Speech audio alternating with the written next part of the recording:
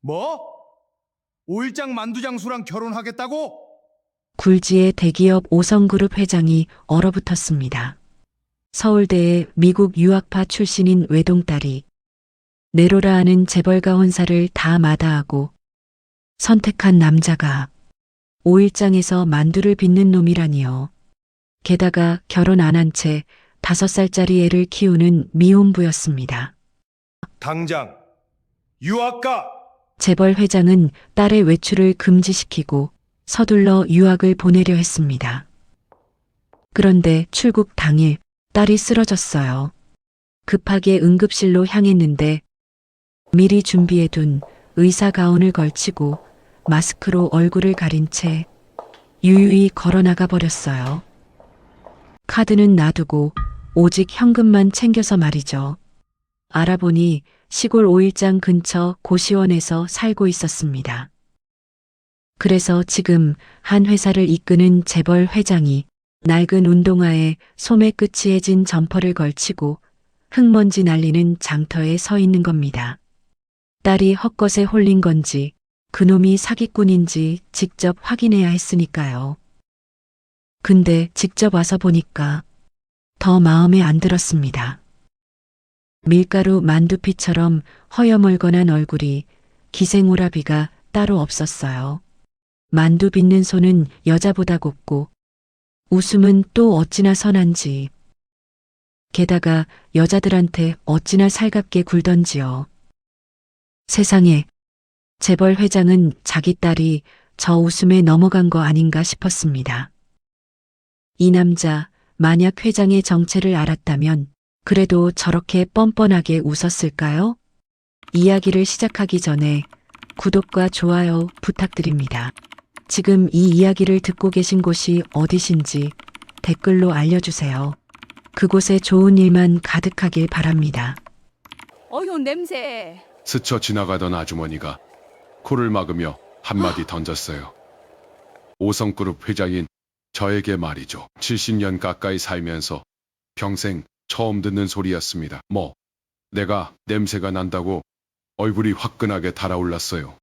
슬쩍 고개를 숙여서 점퍼킷을 코에 갖다 댔습니다.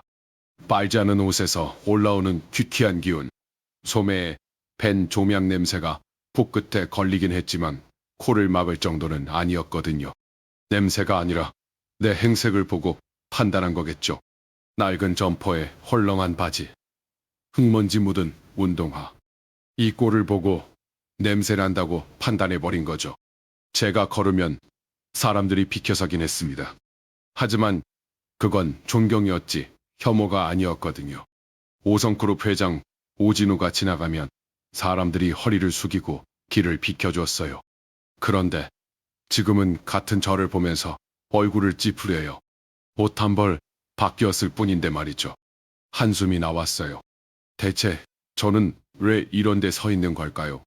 닭꼬치 굽는 연기가 바람을 타고 눈앞을 스쳐갔고 장터 입구에서는 티밥 터지는 고소한 냄새가 코를 찔렀어요.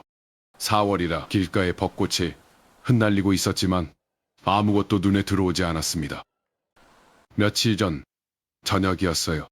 병창동 대저택 거실에서 딸과 마주 앉아 식사를 하고 있었습니다. 제 외동딸 하은이는 26이에요. 서울대를 나와서 미국 유학까지 다녀온 아이입니다. 경영학 석사까지 시켜놨어요. 아내를 먼저 보내고 나서는 이 아이 하나가 제 전부였거든요. 재벌가에서 혼사 제의가 올 때마다 콧방귀를 뀌며 거절하는 아이였지만 그래도 괜찮았어요. 좋은 남자는 많으니까. 지난달에도 대기업 회장 아들을 소개시켜줬는데 뭐라 했는지 아세요? 아빠, 저 사람 웃을 때 눈이 안 웃어요. 싫어요. 그러고는 자리를 박차고 나가버렸어요. 그런 딸이 젓가락을 내려놓았습니다. 은식기에 닿는 소리가 딸깍 넓은 식당 안에 울렸어요. 하은이가 젓가락을 먼저 내려놓으면 중요한 말이 나온다는 뜻이었습니다. 아내도 그랬거든요. 중요한 말을 할 때면 반드시 젓가락을 먼저 놓았어요. 그 버릇까지 빼닮은 딸이었죠. 아빠, 저 결혼하고 싶은 사람이 생겼어요. 입꼬리가 올라가려 했습니다. 이 딸이 먼저 결혼 얘기를 꺼낸 건 태어나서 처음이었으니까요. 그래, 어디 기업 아들이냐? 오일장에서 만두 파는 사람이에요. 물컵을 들다가 손이 멈췄어요. 오일장, 만두, 제대로 들은 건지 싶어서 딸 얼굴을 봤습니다. 하은이의 눈은 주호의 흔들림도 없었습니다. 그리고 아빠, 그 사람한테 아이가 있어요. 5살 남자아이. 물컵을 내려놓는데 힘 조절이 안 됐어요. 컵바닥이 테이블을 세게 치면서 물이 넘쳤고 빈 테이블보 위로 물이 천천히 번져나갔습니다. 집사가 황급히 달려와 닦았지만 저는 거기 눈길을 줄 여유가 없었습니다. 이혼한 놈이냐? 아니요. 결혼은 안 했대요. 딸의 고집을 생각하니 눈앞이 캄캄했습니다. 결혼도 안 하고 아이가 있다고요? 아이 엄마는 어디 갔고 미국 유학까지 보내고 석사까지 시켰더니 오일장에서 만두 파는 미혼부를 데려와요? 내 딸이 뭐가 아쉬워서. 안 돼. 어림없는 소리야. 그 남자는 잊어. 당장 유학 가! 하지만 하은이의 눈이 달라져 있었어요. 아빠, 저 진심이에요. 유학 안 가요. 아빠가 반대해도 안 바뀌어요. 저 눈빛이 나오면 말로는 못 막아요.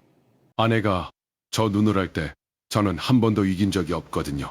하지만 그렇다고 가만히 있을 수는 없었어요. 내 딸을, 내 무남 동료를 오일장 떠도는 미혼부한테 보낼 수는 없었습니다. 더 이상 말하지 않고 자리에서 일어났어요. 등 뒤에서 하은이가 아빠하고 불렀지만 돌아보지 않았습니다. 다음 날부터 하은이를 외출 금지시켰습니다. 비서를 현관 앞에 붙여놨어요. 네가 정신을 차릴 때까지 이 집에서 한 발짝도 못 나간다. 비서에게 비행기표를 끊어놓으라 지시하고 유학 일정을 앞당겼어요. 하은이가 방문 너머로 소리를 질렀어요. 아빠가 그러면 그럴수록 저도 미국 안 가요. 쾅쾅 문을 두드리는 소리가 복도 끝까지 울려 퍼졌지만 저는 고개도 안 돌리고 서재로 걸어갔습니다. 갑자기 창밖으로 거세게 소나기가 내리기 시작했어요. 시간이 해결해 줄 거라고 생각했거든요. 멀리 보내면 있겠지. 그에 딸린 만두장수 따위는 출국 당일 아침이었어요. 비서에게서 급한 전화가 왔습니다. 회장님, 아가씨가 갑자기 가슴을 움켜쥐고 쓰러지셨습니다. 하은아, 눈앞이 아득해졌어요. 회의고 뭐고 눈에 들어오는 게 없었습니다. 서류 더미를 집어치우고 미친 듯이 병원으로 달려갔습니다. 그런데 도착해보니 하은이가 없었어요. 검사를 하는 동안 잠시 자리를 비웠는데 사라졌다는 겁니다. CCTV를 확인해 봤더니 준비해둔 의사 가운을 걸치고 유유히 걸어나갔다고 했어요. 하얀 가운에 마스크까지 쓰고 나가니까 간호사들도 의사인 줄 알고 아무도 안 막았던 겁니다.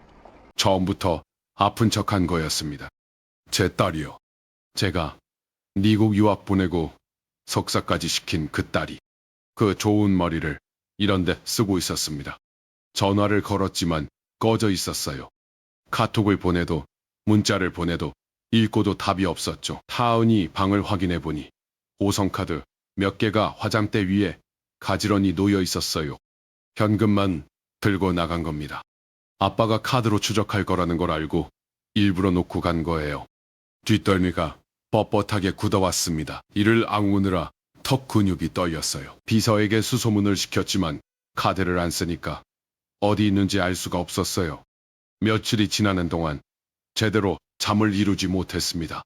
주방장이 차려놓은 코스 요리 앞에 혼자 앉아 있으면 젓가락을 드는 대신 건너편 빈 의자만 자꾸 눈에 들어왔어요.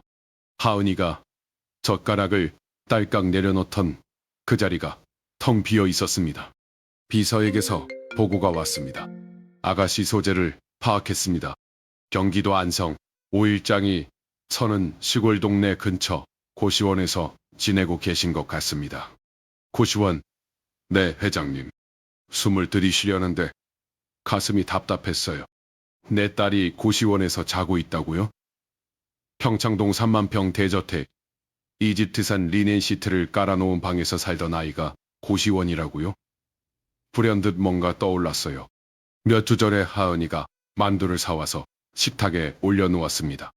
따뜻한 김이 피어올랐고 고소한 냄새가 거실 식당에 퍼졌어요. 아빠 이거 드셔보세요. 진짜 맛있어요. 하은이 눈이 반짝거렸습니다. 그때 저는 젓가락도 안 댔거든요. 하은이 입꼬리가 살짝 내려갔다가 조용히 웃으며 봉지를 가져갔던 게 기억납니다. 그때 등을 돌리는 딸의 어깨가 작아 보여서 신경이 쓰였는데 이유가 있었던 겁니다. 그 만두가 그 애 딸린 놈 만두였어. 직접 고시원에 찾아가면 어떻게 될까? 비서들을 보낼까? 전화도 문자도 씹어버리는 녀석인데 아빠 얼굴을 보는 순간 무슨 수를 써서라도 더 멀리 달아나겠지 싶었죠. 의사 가운까지 훔쳐입고 응급실을 탈출한 애예요. 제 딸이지만 정말 마음만 먹으면 못할 게 없는 애거든요. 결국 제가 직접 움직여야 했습니다. 게다가 딸이 빠진 그놈이 대체 어떤 인간인지도 내 눈으로 직접 확인해야 했어요. 그래야 딸을 찾아올 수 있을 것 같았습니다. 사실 저는 사람을 믿지 않습니다. 사업 초기 목숨처럼 믿었던 동업자에게 처참하게 뒤통수를 맞은 뒤로 제 평생의 원칙은 단 하나뿐이었죠. 내 눈으로 직접 확인하지 않은 것은 절대 믿지 않는다. 그 서슬퍼런 원칙 덕분에 이 거대한 기업을 일궈냈지만 정작 홀로 남은 이 서재에는 시계 초침 소리만이 공허하게 울릴 뿐이었습니다. 하지만 이번에도 제 원칙은 확고했습니다. 평생 사업판에서 산전수전 겪으며 사람 겉모습에 속아본 적이 없으니 작심하고 속이려 드는 놈이라면 내 눈에는 반드시 꼬리가 밟히기 마련이라고 믿었어요. 근데 재벌 회장이 시골 장터에 가면 눈에 띄잖아요. 행색을 낮춰야 합니다. 비서에게 전화를 걸었어요. 하은이가 만나는 남자 백승표라고 했지. 그 친구가 어느 우일장을 전전하는지 일정부터 당장 알아오게. 그리고 낡은 옷 하나 구해 오시오. 왜 그러시는 겁니까? 묻지 마. 그리고 한 가지 더. 우리 하은이 고시원에서 어떻게 지내는지 사람 하나 붙여서 멀리서만 지켜봐. 가까이는 가지 말고 들키면 또 도망가래니까. 안전한지 그것만 확인하면 돼. 매일 보고 올려. 다음날 저녁이었어요. 비서가 낡은 옷 한 벌을 가져왔습니다. 청자켓에 면바지 하나, 다림질까지 빳빳하게 해와서 광이 나더라고요. 빈티지 패션쇼 나가도 되겠어요. 이게 무슨 낡은 옷이야. 다시 가져오게. 비서가 한 박자 멈칫했어요. 평생 이태리 양복만 맞춰 입던 회장이 낡은 옷을 찾는 것도 모자라 가져온 것마저 퇴짜를 놓으니 의아할 만도 하지요. 이런 거 말고 길에서 자는 사람들이 입을 만한 걸로, 더 낡고 더 후줄근한 걸로 제대로 가져와. 이틀 뒤 새벽이었어요. 비서가 드레스룸에 옷을 걸어놓았어요. 낡은 점퍼, 헐렁한 바지, 때 묻은 운동화. 누군가의 오래된 땀 냄새가 섞여서 코끝을 찔렀어요. 이건 너무 심한 거 아닌가. 어제 가식 가져오라 한 게 후회가 됐습니다. 근데 다시 시킬 수도 없었어요. 오늘이 장날이거든요. 그놈이 내일은 쉬는 날이라니까. 오늘 못 가면 또 이틀을 기다려야 합니다. 그동안 우리 딸이 무슨 짓을 할지 누가 압니까? 한참을 내려다보다가 이를 악물고 갈아입었습니다. 거울 앞에 섰는데 어이가 없어서 헛웃음이 나왔어요. 조미약 냄새나는 점퍼에 헐렁한 바지, 모자까지 툭 눌렀으니까 동네 경로당에서 냄새난다고 잘린 영감 같았습니다. 세상에, 우리 딸 하나 잡으러 가는 길이 어쩌다 이 꼬락서니가 됐는지 모르겠습니다. 기가 막혔지만 뭐 어쩌겠어요. 하은이를 데려와야 했으니까요. 백승표가 어떤 놈인지도 직접 봐야 했고요. 낡은 옷이 주는 수모쯤은 견딜 수 있었습니다. 구겨진 모자를 눌러 쓰고 현관을 나섰습니다. 4월 새벽 공기가 차갑게 뺨을 스쳤어요. 정원의 벚나무가 바람에 흔들리면서 꽃잎 몇 장이 어깨 위에 내려앉았는데 이 낡은 점퍼 위에서는 그 꽃잎조차 쓸쓸해 보였습니다. 그래서 제가 이런 차림으로 5일장에서 만두 가게를 찾고 있는 겁니다. 사람들이 제 행색을 보고 슬쩍슬쩍 피해갔지만 이젠 신경 쓸 겨를이 없었습니다. 딸을 찾아야 했고 저놈의 실체를 봐야 했으니까요. 장터 한쪽 구석이었어요. 봉고 트럭에 천막을 친 허름한 이동식 만두 포장마차가 보였어요. 트럭 짐칸을 개조한 주방 한쪽으로 낡은 천막이 펼쳐져 있었고 접이식 테이블 서너 개에 플라스틱 의자가 놓여 있었죠. 가스통 옆에 찜기가 나란히 3개, 반죽통이 그 옆에 빼곡했지만 나름 정갈하게 정리되어 있었습니다. 찜기에서 하얀 김이 피어오르면서 고기와 부추가 섞인 고소한 냄새가 천막 밖까지 퍼지고 있었어요. 대박집은 아니었습니다. 손님 서너 명이 앉아 먹고 있을 뿐이었죠. 이걸로 뭘 벌겠다는 건지. 하루 매출 20-30만 원이나 되겠어요. 이 돈으로 아이까지 키운다고? 천막 안쪽에서 한 남자가 만두를 빚고 있는 것이 보였습니다. 주머니에서 비서가 보내준 사진을 꺼내 슬쩍 확인했어요. 같은 얼굴이었습니다. 저 남자가 분명했어요. 30살이라고 했죠. 허허, 가까이서 보니까 더 기가 막혔어요. 5일장에서 일하는 놈이 저렇게 밀가루 만두피처럼 허여멀건하게 생겼다고요? 기생오라비 같잖아. 앞치마를 두르고 있었지만 머리가 단정했고 반죽을 잡는 손가락이 길고 깨끗했습니다. 만두를 빚는 손치고는 너무 고왔어요. 손님이 다가왔어요. 승표가 찜기에서 만두를 꺼내 스티로폼 그릇에 담더니 손님한테 두 손으로 건네면서 한번 웃었습니다. 입꼬리가 양쪽으로 자연스럽게 올라가는 웃음이었어요. 눈가에 잔주름이 잡히고 눈빛이 따뜻하게 풀어지는 그런 웃음. 오래 본 사람한테 짖는 것 같은 웃음이었어요. 그제야 알만했습니다. 저런 얼굴에 저런 웃음이면 내 딸이 안 넘어가는 게 이상한 거야. 세상에 하은아. 그때 젊은 여자들이 포장마차에 들어왔어요. 20대 초반쯤 됐을까요? 사장님, 만두 2판이요. 승표가 고개를 들면서 또 환하게 웃었습니다. 어서 오세요. 잠깐만 기다리시면 갓진 거로 드릴게요. 아까 손님한테 짓던 웃음이랑 똑같았지만 뭔가 더 친밀해 보였어요. 여자 손님 한 명이 친구한테 작게 속삭이는 게 들렸어요. 야, 사장님, 진짜 잘생기지 않았냐? 친구가 키득거렸습니다. 승표는 들었는지 못 들었는지 표정 하나 안 변하고 다음 손님 만두를 담기 시작했어요. 익숙한 일인 듯 했어요. 매일 듣는 소리라는 거예요. 저봐. 여자만 오면 저렇게 살갑게 구는 게 분명해요. 70년 가까이 살면서 배운 게 하나 있다면 여자한테만 살가운 남자치고 진짜인 놈이 없다는 거예요. 두고 보세요. 근데 이상한 게 있었어요. 저 눈빛, 저 얼굴. 어디서 본 것 같았습니다. 제가 사람 얼굴 하나는 잘 기억하거든요. 분명 어디서 봤는데. 어디지? 기억이 물속에 잠긴 것처럼 잡힐 듯 말 듯 했지만 떠오르지 않았습니다.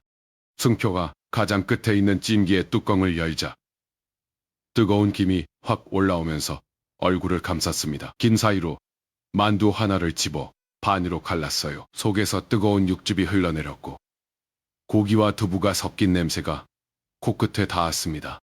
한참 들여다보더니 이마를 짚었어요. 옆에 놓인 낡은 노트를 힐끗 보고는 다시 반죽을 주무르기 시작했습니다. 입술을 꽉 깨물고 있었어요. 뭔가가 안 풀리는 게 분명했죠. 저거 봐요. 레시피를 보면서 만두를 빚고 있어요. 준비도 안 되어 있으면서 장사를 하는 거야. 저라면서 내 딸하고 결혼을 하겠다고? 어림도 없지.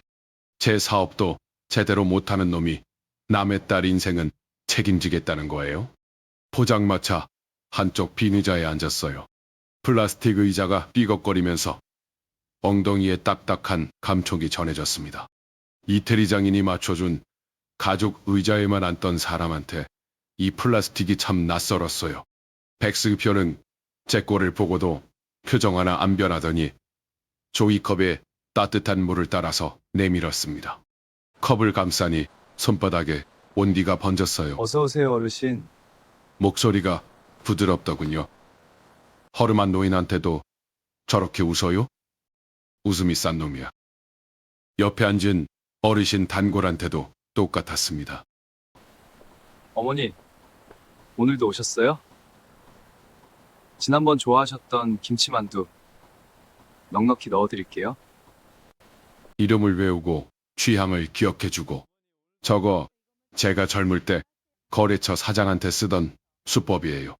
상대가 나를 특별하게 대해준다고 느끼게 만드는 거죠. 저도 저걸로 계약서 수십 장을 뽑아냈으니까. 만두가 나왔어요. 접시 위에 하얀 찐만두 6개가 힘을 피우고 있었습니다. 찜기에서 갓 꺼냈는지 만두피가 촉촉하게 젖어서 속이 비칠 듯 말 듯했고 초간장 종지가 옆에 놓였죠. 한 입 베어 물자 얇은 만두피가 살짝 찢어지면서 뜨거운 육즙이 터졌어요. 고기의 감칠맛과 부추의 알싸한 향이 한꺼번에 퍼지면서 두부가 그 사이를 부드럽게 감쌌습니다. 씹을수록 고소한 기름기가 입안 가득 번졌어요. 맛있었습니다. 인정하기 싫었지만 아까 저놈이 찜기 열고 이마를 짚은 이유를 알겠더군요. 이 맛에서 더 올리고 싶은 게 있는 거야. 자기 만두에 아직 만족을 못하는 거예요. 이게 더 짜증나는 거였어요. 대충 만들어서 파는 놈이면 오히려 편했을 텐데 이놈은 진심으로 만두에 매달리고 있었거든요. 아니야. 맛 하나 좋다고 사람까지 좋은 건 아닙니다. 맛있는 음식 파는 나쁜 놈이 세상에 얼마나 많은데요. 만두를 먹고 있는데 백승표 주머니에서 전화가 울렸어요. 화면을 보는 순간 굳어있던 얼굴이 한 번 풀어졌어요. 입꼬리가 살짝 올라가려는 걸 보고서 아, 받고 싶은 전화구나 싶었는데 그 순간 승표가 천막 한쪽으로 시선을 던졌어요. 그제야 거기 작은 아이가 앉아있는 게 눈에 들어왔습니다. 5살쯤 됐을까요?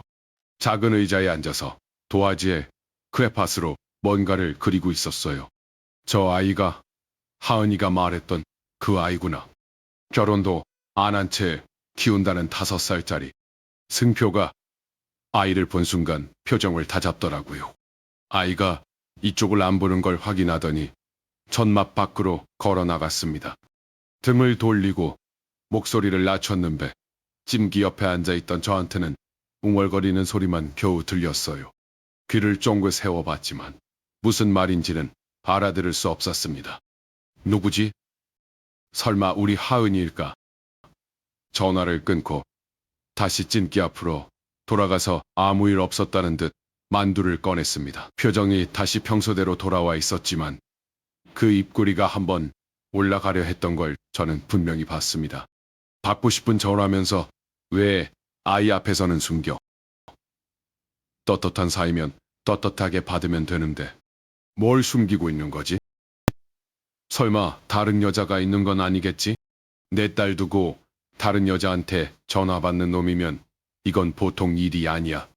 그런데 바로 그때 승표가 찜기 앞 반죽통을 들자 한쪽에 뭔가 눈에 걸렸습니다. 카드 하나가 놓여 있었어요. 검은색 무광 표면에 금박 글씨. 저건 제가 아는 카드였습니다. 연회비만 1,000만 원이 넘는 글로벌 블랙 카드였어요. 이 허름한 포장마차에 왜 저게 있지? 카드에 분홍색 스티커가 하나 붙어 있었어요. 고양이 캐릭터. 하은이가 초등학교 때부터 좋아하던 그 고양이였습니다. 저건 하은이 거야. 하은이가 5선 카드를 놓고 나간 건 알고 있었지만 다른 카드가 있었던 거예요.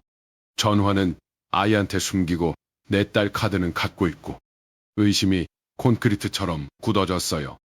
그때 지나가던 손님이 저를 위아래로 훑어보더니 인상을 확 찌푸렸어요. 이 양반 좀 어떻게 한대요? 냄새가 나서 만두를 못 먹겠네. 목소리가 컸어요. 오가던 사람들이 고개를 돌려 저를 쳐다봤습니다. 시선이 피부 위에 닿는 게 느껴졌어요. 그리고 그 남자가 제 어깨를 툭 치며 말했어요. 자리 좀 비켜요. 다른 손님들한테 피해되잖아. 관자놀이가 뜨겁게 달아올랐고 이가 맞물리면서 턱에 힘이 들어갔습니다. 저를 거지로 본 겁니다. 전화 한 통이면 저 남자 인생을 바꿔놓을 수 있었어요. 내 이름 섭자만 되면 저놈 얼굴이 하얗게 질릴 겁니다. 하지만 여기서 정체가 드러나면 하은이한테 들키고 그러면 다 끝이에요. 평생 참아본 적 없는 수모를 참고 있었습니다. 그때 백승표가 하던 일을 멈추고 이쪽으로 걸어왔어요. 표정이 굳어 있었습니다. 아, 이놈도 나를 내보내려는 건가? 손님이 시끄럽게 구우니까 골칫거리를 치우려는 거겠지. 주주총회에서 기관 투자자 50명 앞에서도 눈 하나 깜빡하지 않는 내가 만두장수 앞에서 어깨가 움츠러들고 있었어요. 일어나려고 의자 끝을 잡았습니다. 근데 백승표가 저를 지나쳤어요. 그 손님 앞에 섰습니다. 손님, 여기 앉으신 분들 다 제 손님이에요. 제 손님한테 그런 말씀은 안 됩니다. 목소리가 조용했지만 눈을 피하지 않았어요. 남자는 승표의 눈을 보다가 결국 입을 다물고 투덜거리면서 나갔습니다. 어르신, 괜찮으세요? 근데 짜증나는 건 저놈이 제 손님한테 그런 말씀은 안 됩니다 했을 때 가슴 한쪽이 뻥 뚫리는 것 같았다는 거예요. 몇 년 전 아시아 경제인 대상을 받던 날보다 더 짜릿했어요. 내 편을 들어준 사람이 하필 이놈이었어요. 고마우면 안 되는데. 내 딸 카드를 갖고 있는 놈한테 고마우면 안 되는데. 자리에서 일어나면서 주머니를 뒤졌습니다. 일부러 한참을 뒤적거렸어요. 돈 없는 사람한테 어떻게 하나 보려고요. 저기 내가 돈이 없는데. 승표가 저를 보며 미소 지으면 말했습니다. 다음에 오실 때 주시면 됩니다, 어르신. 그러더니 만두를 봉지에 싸서 건넸어요. 봉지에서 올라오는 따뜻한 기운이 손바닥을 감쌌습니다. 이건 남은 거예요. 가져가세요. 그리고 어르신, 언제든 오세요. 여기는 누구나 오실 수 있는 곳이에요. 만두 하나에 단골 하나, 나쁘지 않은 장사예요. 저도 젊을 때 술 한 잔에 계약서 하나 뽑아냈거든요. 원리가 같아요. 근데 문제는 저놈 눈이에요. 저 눈이 계산하는 눈이 아니었거든요. 저런 눈을 꾸며낼 수 있는 놈이면 그건 사기꾼 중에서도 최상급입니다. 만두 봉지를 받아들고 자리에서 일어서려는데 아까 그 아이가 다시 눈에 들어왔어요. 포장마차 구석 접이식 테이블에 앉아서 작은 손으로 도화지에 뭔가를 그리고 있었습니다. 집중하는 모습이 진지했어요. 다시 앉았어요. 봉지를 무릎 위에 올려놓고 슬쩍 지켜봤습니다. 오전 장사가 한 바퀴 돌았는지 백승표가 손을 씻더니 식판을 들고 왔어요. 돈가스 하나와 밥 하나. 아이 앞에 놓아주면서 돈가스를 한 입 크기로 잘라줬어요. 환희야, 뜨거우니까 호호 불면서 천천히 먹어. 환희, 저 아이 이름이 환희구나. 아이가 고개를 끄덕이며 숟가락을 집었습니다. 백승표는 아이가 후후 불면서 밥을 떠먹는 걸 잠깐 지켜보다가 아이 머리를 한번 쓸어주고 찜기 앞으로 돌아갔어요. 남은 만두 2개를 집어서 초간장에 찍어서 먹더군요. 한쪽 발에 무게를 실은 채로 찜기를 확인하면서 만두를 씹었어요. 그게 이 사람의 점심이었습니다. 아이한테는 돈가스를 사주고 본인은 남은 만두로 때우는 거야. 환이라는 이름의 남자아이. 자기 아이는 그래도 밥을 사다 먹이는구나. 근데 우리 하은이는 결혼하면 하은이는 뒷전이겠지. 자기 아이 챙기느라 바쁜데 내 딸까지 신경 쓸 여유가 있겠어요. 지금 생각하면 참 옹졸한 소리였죠. 그땐 정말 몰랐습니다. 이 만두 장수가 숨기고 있는 비밀이 제 인생까지 흔들어 놓을 줄은요. 그 아이 환희가 고개를 들었어요. 밥을 먹던 숟가락이 멈추면서 저와 눈이 마주쳤습니다. 낯선 노인을 본 아이의 눈이 커지면서 몸을 움츠렸어요. 의자에서 내려와 아빠 뒤로 쏙 숨었습니다. 작은 손으로 아빠 앞치마끈을 꽉 움켜쥐고 저를 경계하는 눈으로 슬쩍슬쩍 내다봤어요. 환희야, 할아버지께 인사해. 백승표가 부드럽게 말했지만 환희는 고개를 세차게 저으면서 아빠 뒤에 더 깊이 숨었습니다. 앞치마끈을 잡은 손에 힘이 잔뜩 들어가 있었어요. 아이한테까지 경기를 받다니. 하은이가 어릴 때 제 무릎에 올라타서 아빠 높이 하던 게 엊그제 같은데. 근데 솔직히 그것도 아내가 살아있을 때 이야기예요. 아내가 떠난 뒤로는 일에 매달렸고 하은이랑 둘이 앉으면 공부는 잘 하고 있냐, 유학 준비는 되었냐 이런 얘기밖에 안 했습니다. 그 아이가 26이 되더니 고시원에 가버렸고 이 만두장수에 아이는 저를 보고 숨어요. 낡은 천막, 접이식 테이블에 플라스틱 의자. 이게 내 딸이 시집 가겠다는 곳이에요. 여기에 아이까지 딸린 남자한테 내 딸을 줄 수는 없었습니다. 만두 봉지를 들고 포장마차를 나왔어요. 4월 햇살이 장터 위에 내려앉아 있었고 비포장길 위로 먼지가 느릿느릿 떠다녔습니다. 벚꽃잎 몇 장이 바람에 실려 장터 사이를 지나갔어요. 몇 발자국 걸었다가 뒤를 돌아봤습니다. 백승표가 환희를 안아 올리고 있었어요. 아이가 양팔로 아빠 목을 감싸 안았고 백승표가 뭐라 말하며 웃었습니다. 환희의 경계하던 표정이 풀리면서 아빠 볼에 이마를 부비는 게 보였어요. 아이 앞에서 좋은 아빠 연기 누구나 할 수 있어요. 진짜 본성은 아무도 안 볼 때 나오는 법이지. 고개를 돌리고 걸었습니다. 그런데 몇 걸음 가다가 또 한 번 뒤를 돌아봤어요. 왜 돌아봤는지는 저도 몰라요. 그냥 발이 멈췄어요. 그런 사람이 있지 않습니까? 어떤 사람인지 괜히 궁금해지는 사람. 백승표가 그랬습니다. 파장 준비를 시작한 백승표가 낡은 노트를 꺼내서 펼치고 있었습니다. 아까 만두맛 확인할 때 힐끗 보던 그 노트였어요.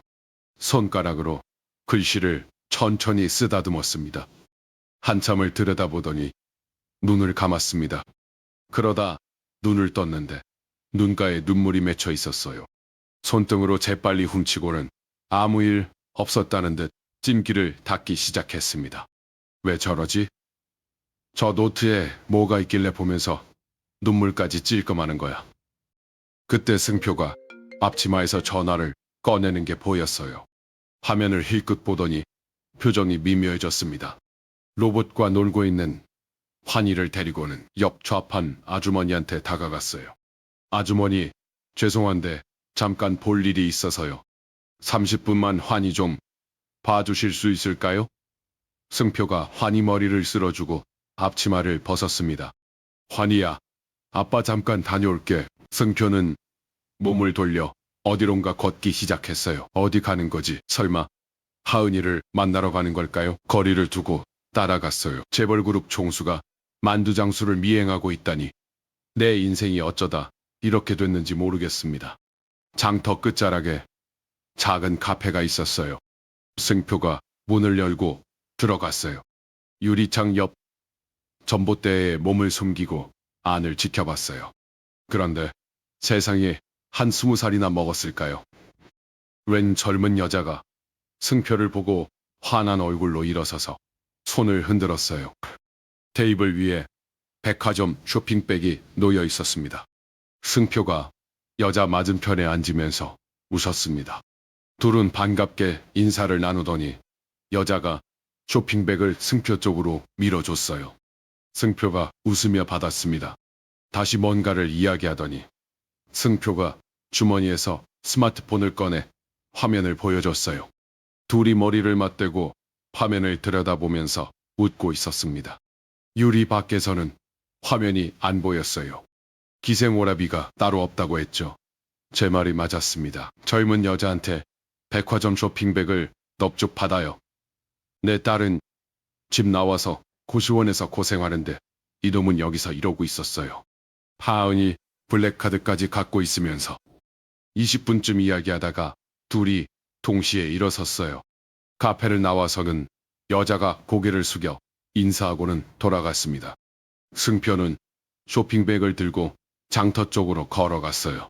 몸을 숨기고 기다렸다가 승표가 포장마차로 돌아간 걸 확인한 뒤 주차장으로 향했어요. 차에 핸들을 잡은 손에 힘이 들어갔습니다. 기생오라비가 따로 없어요. 얼굴로 여자 등쳐먹고 살아가는 놈일지도 몰라. 시동을 걸고 한참을 가만히 있었습니다. 비서한테 전화하려다가 멈칫했어요. 당황해서 사진 한 장 찍지 못했어요. 이름도 모르고 얼굴만 겨우 봤으니 비서한테 시킬 만한 게 없었습니다. 성급하게 굴어선 일을 망칠 거예요. 아이한테 전화를 숨기는 놈. 내 딸 카드를 갖고 있는 놈. 낡은 노트를 보면서 눈물을 훔치는 놈. 어디서 봤는지 기억 안 나는 얼굴. 그리고 오늘 자기 아이를 남한테 맡겨두고 젊은 여자랑 카페에 앉아있던 놈. 이게 지금까지 제가 본 백승표입니다. 아직은 내가 더 지켜봐야 합니다. 다음에 다시 와서 더 봐야 해요. 제 눈으로 더 확인해야 합니다. 저 남자의 꼬리를 잡을 때까지. 이틀 뒤였어요. 비서가 알아봐준 다음 5일장은 저번 장에서 1시간 거리였습니다. 또 직접 운전을 했어요. 30년 동안 기사 딸린 차만 타던 사람이 핸들을 잡고 시골길을 달리고 있으니 참 기가 막혔습니다. 내비게이션이 시키는 대로 좌회전을 했더니 논두렁 사이 1차선이 나왔어요. 앞에서 경운기가 느릿느릿 기어가고 있었습니다. 추월할 데가 없어서 5분을 경운기 뒤를 따라갔어요. 기기 하단에 붙은 로고가 눈에 밟혔습니다. 오성전자, 우리 계열사 제품이잖아요. 내 회사에서 만든 기계가 나를 경운기 뒤에 세워놓다니. 장터에 도착하니 저번보다 좀 작은 장이었어요. 입구에 느티나무 한 그루가 서 있었고 그 아래로 좌판들이 듬성듬성 늘어서 있었습니다. 모자를 둘러쓰고 거울로 한번 확인한 뒤 차에서 내렸어요. 포장마차를 찾아 걸어가는데 승표가 주변 상인들에게 허리를 굽혀 인사하고 있었어요. 아주머니, 좋은 아침이에요. 오늘도 잘 부탁드립니다. 환희 아빠 왔어? 좋은 아침. 오늘도 만두 많이 팔아. 저 인사성이 장사용 껍데기라는 걸 이제는 알거든요. 카페에서 여자한테 웃던 그 얼굴을 제가 직접 봤잖아요. 다른 얼굴을 가진 놈이야. 포장마차에 앉았어요. 승표가 절 보더니 눈이 커졌습니다. 어르신, 지난번에 오셨던 분 맞으시죠? 또 오셨네요. 만두가 맛있으면 걸을 수도 있지. 조금만 기다리세요. 찜기에 올린 게 곧 돼요. 따뜻한 물을 건네받아 홀짝거리면서 천막 안을 둘러봤어요. 도착하기 전에 봤는데 승표가 혼자서 천막 기둥을 내리고 테이블을 펼치고 찢어진 천막을 바늘로 꿰매고 있더라고요. 기생오라비 같은 얼굴로 바느질을 하고 있는 꼴이라니. 저 손이 맞선 자리에서 여자 손등이나 잡는 손이지 천막을 꿰매는 손은 아닌 것 같은데 며칠 전에 저 손이 카페에서 쇼핑백을 봤던 손이에요. 하은아, 이놈이 어떤 놈인지 너는 모르고 있어. 만두를 먹고 있는데 환희 목소리가 들렸습니다. 가자 로봇, 악당 물리치러 가자. 환희가 아빠 옆 테이블에 앉아서 작은 로봇 장난감을 가지고 놀고 있었어요. 빨간색 칠이 벗겨져서 군데군데 회색 플라스틱이 드러나 있었어요. 새 장난감을 사줄 형편이 안 되는 거겠죠. 환희가 로봇 등 뒤에 태엽을 돌렸습니다. 딸깍딸깍 손을 놓자 로봇이 두벅두벅 테이블 위를 걸었어요. 환희가 로봇 옆에 자기 얼굴을 바짝 대고 따라가면서 빨리 가, 악당이 도망간다. 손바닥으로 테이블을 탁탁 치니까 그 진동에 로봇이 테이블 끝쪽으로 밀렸습니다. 환희가 신나서 두 손으로 잡으려는 순간 손가락 사이로 미끄러졌어요. 딱 바닥에 부딪히는 소리가 났습니다. 시멘트 바닥 위에서 로봇이 한 바퀴 뒹굴더니 멈췄어요. 환희가 황급히 주워 올려 태엽을 감았습니다. 딸깍딸깍 손을 놨는데 한 발도 안 움직였어요. 삐빅 소리도 안 났습니다. 다시 감았는데 이번엔 태엽이 헛돌았어요. 감기다가 툭 풀려버리면서 스피커에서 삐 하는 소리만 나고 꺼졌습니다. 로봇아, 왜 말을 안 해? 아까는 말했잖아.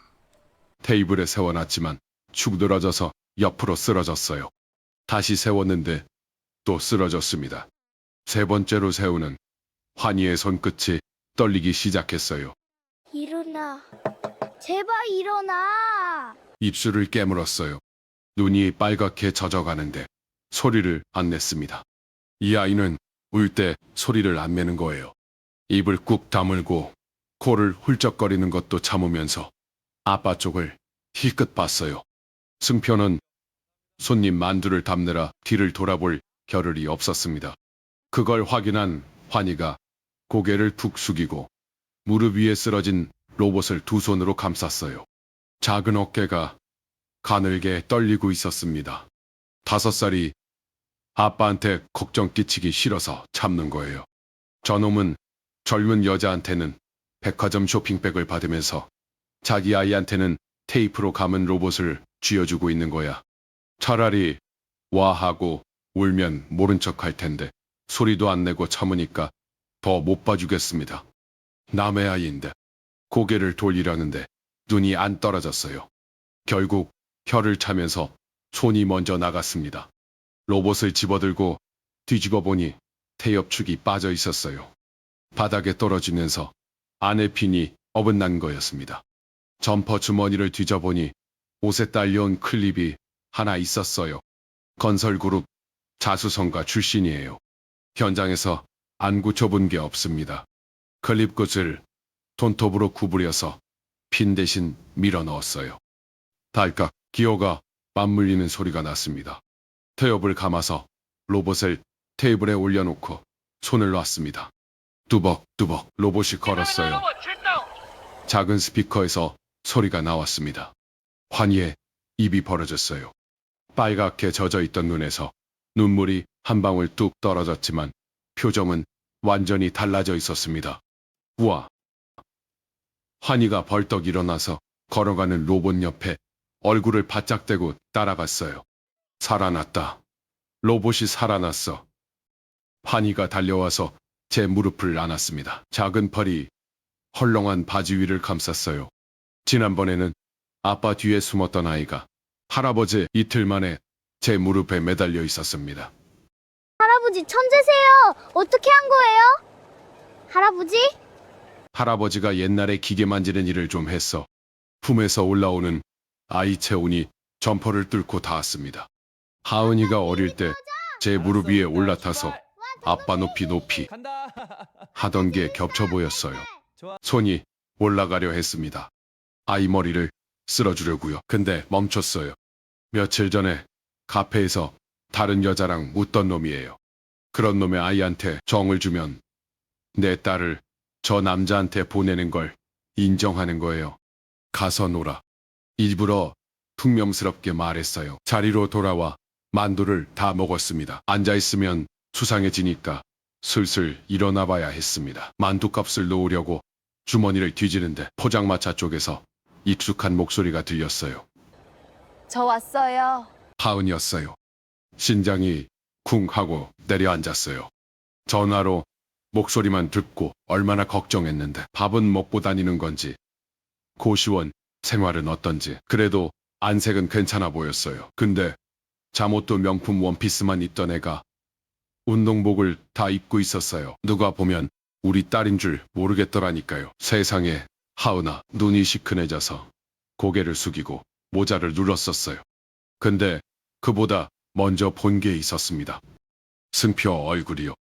하은이 목소리가 들리는 순간 찜기 앞에서 만두를 꺼내던 손이 멈추면서 웃었습니다. 눈이 먼저 웃고 입꼬리가 따라가는 웃음이었습니다. 얼굴 전체가 환해졌어요.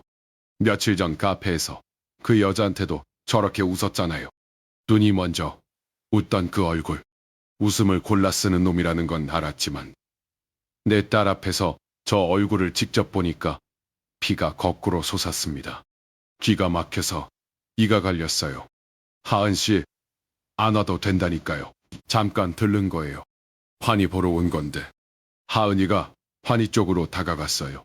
하은 누나, 환희가 의자에서 뛰어내려 달려갔어요.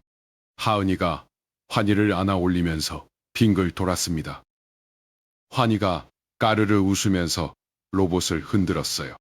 누나, 이거 봐. 할아버지가 고쳐줬어. 천재야. 진짜 어떤 할아버지가 그렇게 잘 고쳐줬어. 환희가 제 쪽을 가리키려 했는데 저는 이미 모자를 깊이 눌러쓰고 종이컵에 코를 박고 있었어요. 제발 이쪽을 보지 마. 하은이 눈은 저를 닮아서 날카롭거든요. 어깨를 최대한 구부리고 등을 웅크렸습니다. 하은이가 제 쪽으로 다가왔어요. 어르신, 환희 장난감 고쳐주셨다면서요. 감사합니다. 목소리가 코앞에서 들렸습니다. 눈을 질끈 감고 목소리를 최대한 낮게 깔았어요. 별거 아니네. 하은이가 꾸벅 인사하고 돌아섰어요. 돌아서는 딸의 뒷모습을 보면서 숨을 내쉬는데 가슴이 떨렸습니다. 더 있다가는 들킬 것 같았어요. 지난번에 외상으로 먹고 간 값까지 테이블 위에 올려놓고 일어섰습니다. 하은이가 찜기 옆에 서서 승표한테 뭔가를 말하고 있었어요. 손님 테이블에 물을 갖다 주고 빈 접시를 치우고 맛있게 드세요 하는 목소리가 밝았어요. 승표가 하은이 손등에 묻은 밀가루를 행주로 슬쩍 닦아줬어요. 여기 밀가루 묻었어요. 하은이 귀가 빨개지면서 고개를 살짝 숙이는 게 보였습니다. 저 표정을 본 적이 있어요. 아내가 젊었을 때 저한테 짓던 표정이었어요. 근데 지금 저걸 하고 있는 게 이 기생오라비 만두장수라니. 손등에 밀가루를 닦아주는 게 뭐가 대단하다고 귀가 빨개져. 내 딸은 저 손이 며칠 전에 다른 여자한테 쇼핑백을 받던 손이라는 걸 모르잖아요. 더 보고 있으면 뛰쳐나가서 저놈 멱살을 잡을 것 같았어요. 그때 저는 몰랐습니다. 신이 있다면 그 신은 밀가루 반죽을 주무르듯 결국 저를 이 장터로 데려왔을 거라는 걸요. 조용히 만두 가게를 빠져나왔습니다. 걸으면서 뒤를 한번 돌아봤어요. 포장마차 천막 사이로 하은이가 환희를 무릎에 앉히고 뭔가 이야기하는 게 보였습니다. 승표가 찜기 앞에서 만두를 꺼내면서 하은이와 환희를 힐끗 봤어요. 입꼬리가 올라가 있었습니다. 아까 하은이를 보고 웃던 그 얼굴이었어요. 저 얼굴이 밉상인데 눈을 못 떼겠습니다. 고개를 돌리고 걸었어요. 하은이가 어떻게 저 남자를 만났는지 아세요? 오성 리스크 관리팀이 하은이 친구들에게 알아낸 겁니다. 리스크 관리팀이라니 제 딸의 연애가 리스크로 분류되는 집안이 되고 만 겁니다. 몇 달 전이었어요. 하은이가 친구들이랑 지방 여행을 갔다가 우연히 그 포장마차에 들렀대요. 만두를 먹고 나오는데 뒤에서 누가 가방을 낚아챘고 잡아당기는 힘에 몸이 뒤로 휘청거렸는데 바로 뒤가 뜨거운 찜기였답니다. 거기 등이 닿으면 큰일이잖아요. 승표가 찜기 앞에서 뛰어나와 한 팔로 하은이 허리를 받쳐서 떼어냈대요. 그 바람에 도마 위에 만두가 바닥으로 우수수 쏟아졌고 밀가루 가루가 확 날리면서 천막안이 하얗게 뒤덮였어요. 하은이 머리에도 승표 앞치마에도 밀가루가 내려앉았습니다.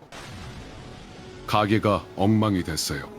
근데 승표가 제일 먼저 한 말이 뭐였는지 아세요?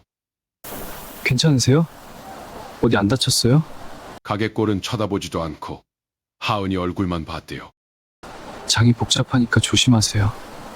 1시간 동안 빚은 만두가 다 버려지게 생겼는데 인상 한번 안 찌푸렸답니다.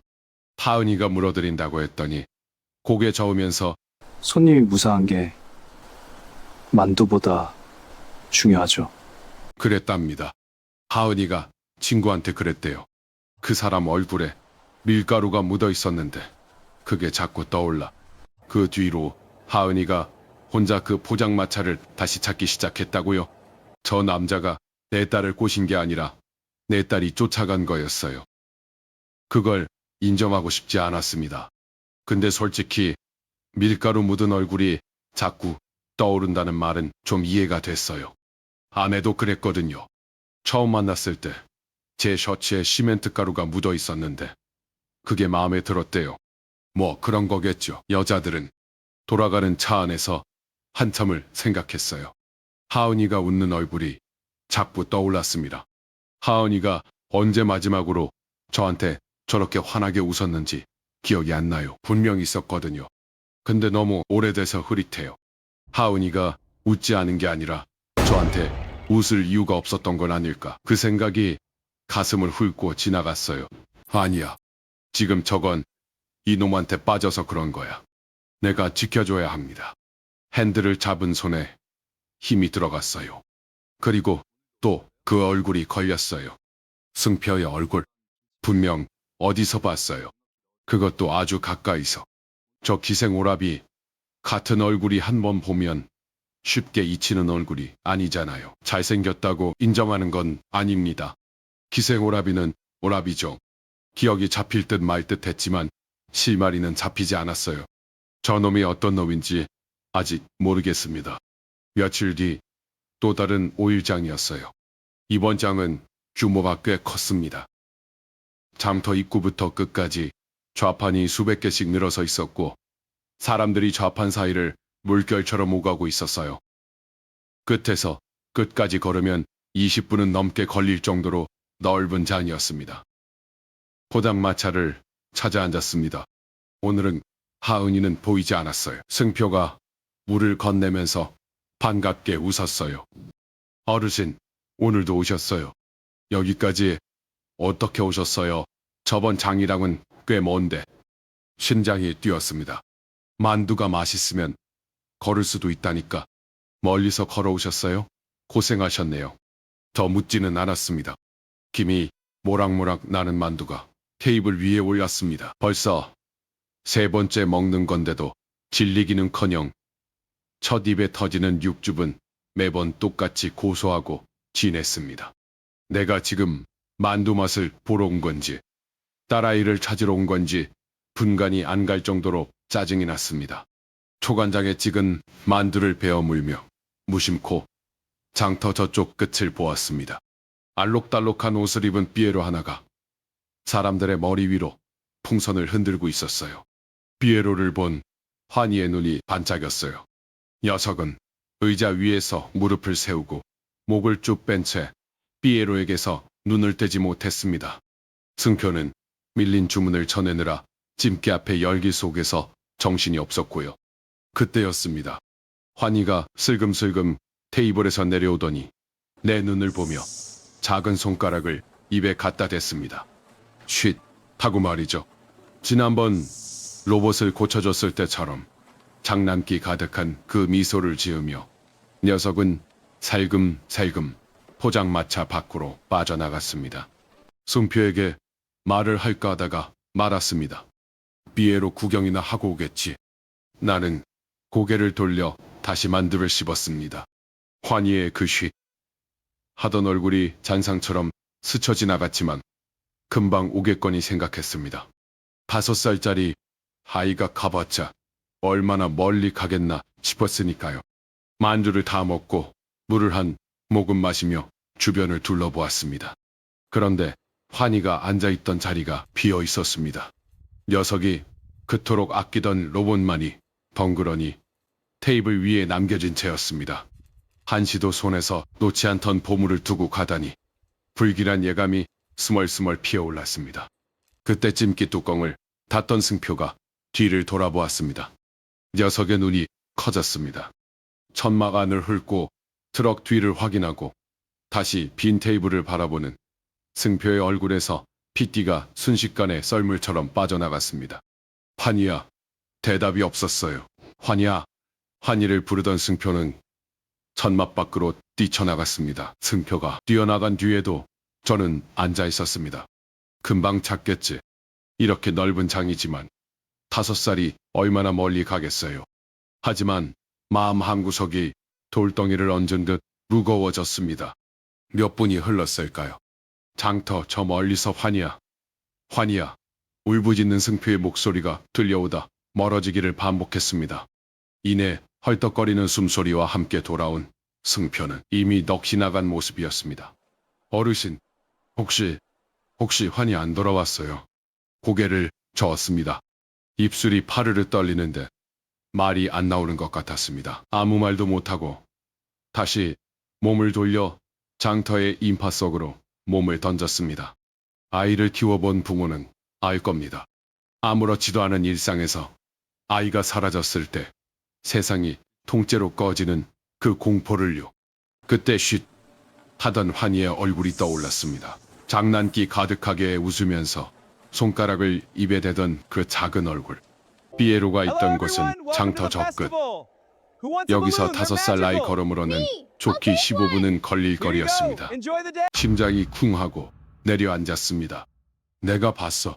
나갈 때 봤는데 금방 오겠지 하고 넘긴 거야. 방금 돌아왔을 때 승표의 그 얼굴이 떠올랐어요. 빗기가 빠진 채 말도 못하고 다시 뛰쳐나가던 그 뒷모습. 하은이를 잃어버릴 뻔했을 때 제가 저랬어요. 시장에서 장을 보다가 어린 하은이가 사라졌고 하은아, 하은아 목이 찢어지도록 불렀거든요. 겨우 찾았을 때 아내가 하은이를 안고 주저앉아 울었고 저도 다리에 힘이 빠져서 그 자리에 주저앉았습니다. 남의 아이야. 그래도 아이는 아이였어요. 백승표가 어떤 남자이든 내 딸과 결혼을 하든 말든 지금 그건 중요하지 않았습니다. 나는 자리에서 벌떡 일어나 장터로 뛰어나갔습니다. 승표는 포장마차 근처를 미친 듯이 뛰어다니고 있었어요. 근데 그건 비효율적이에요.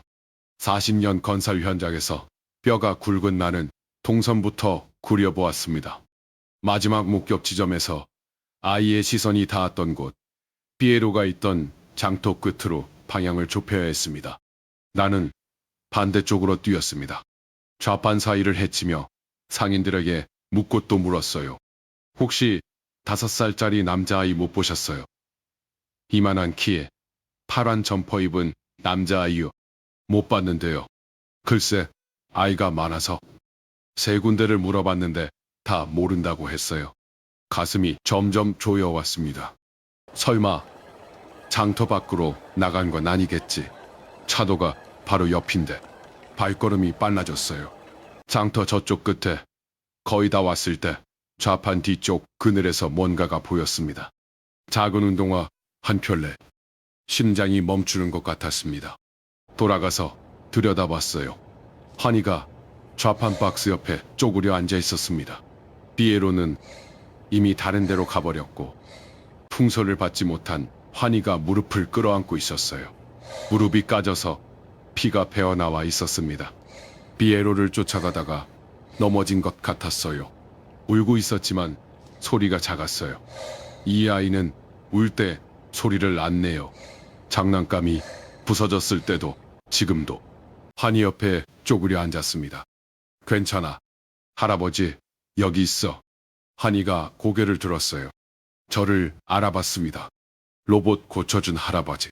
작은 손으로 제 점퍼 소매를 잡더니 꽉 쥐었어요. 낡은 천 사이로 작은 손가락에 힘이 전해졌습니다. 아빠, 한마디 하더니 참고 있던 울음이 한꺼번에 터졌어요. 아빠 반복하면서 제품에 매달렸습니다.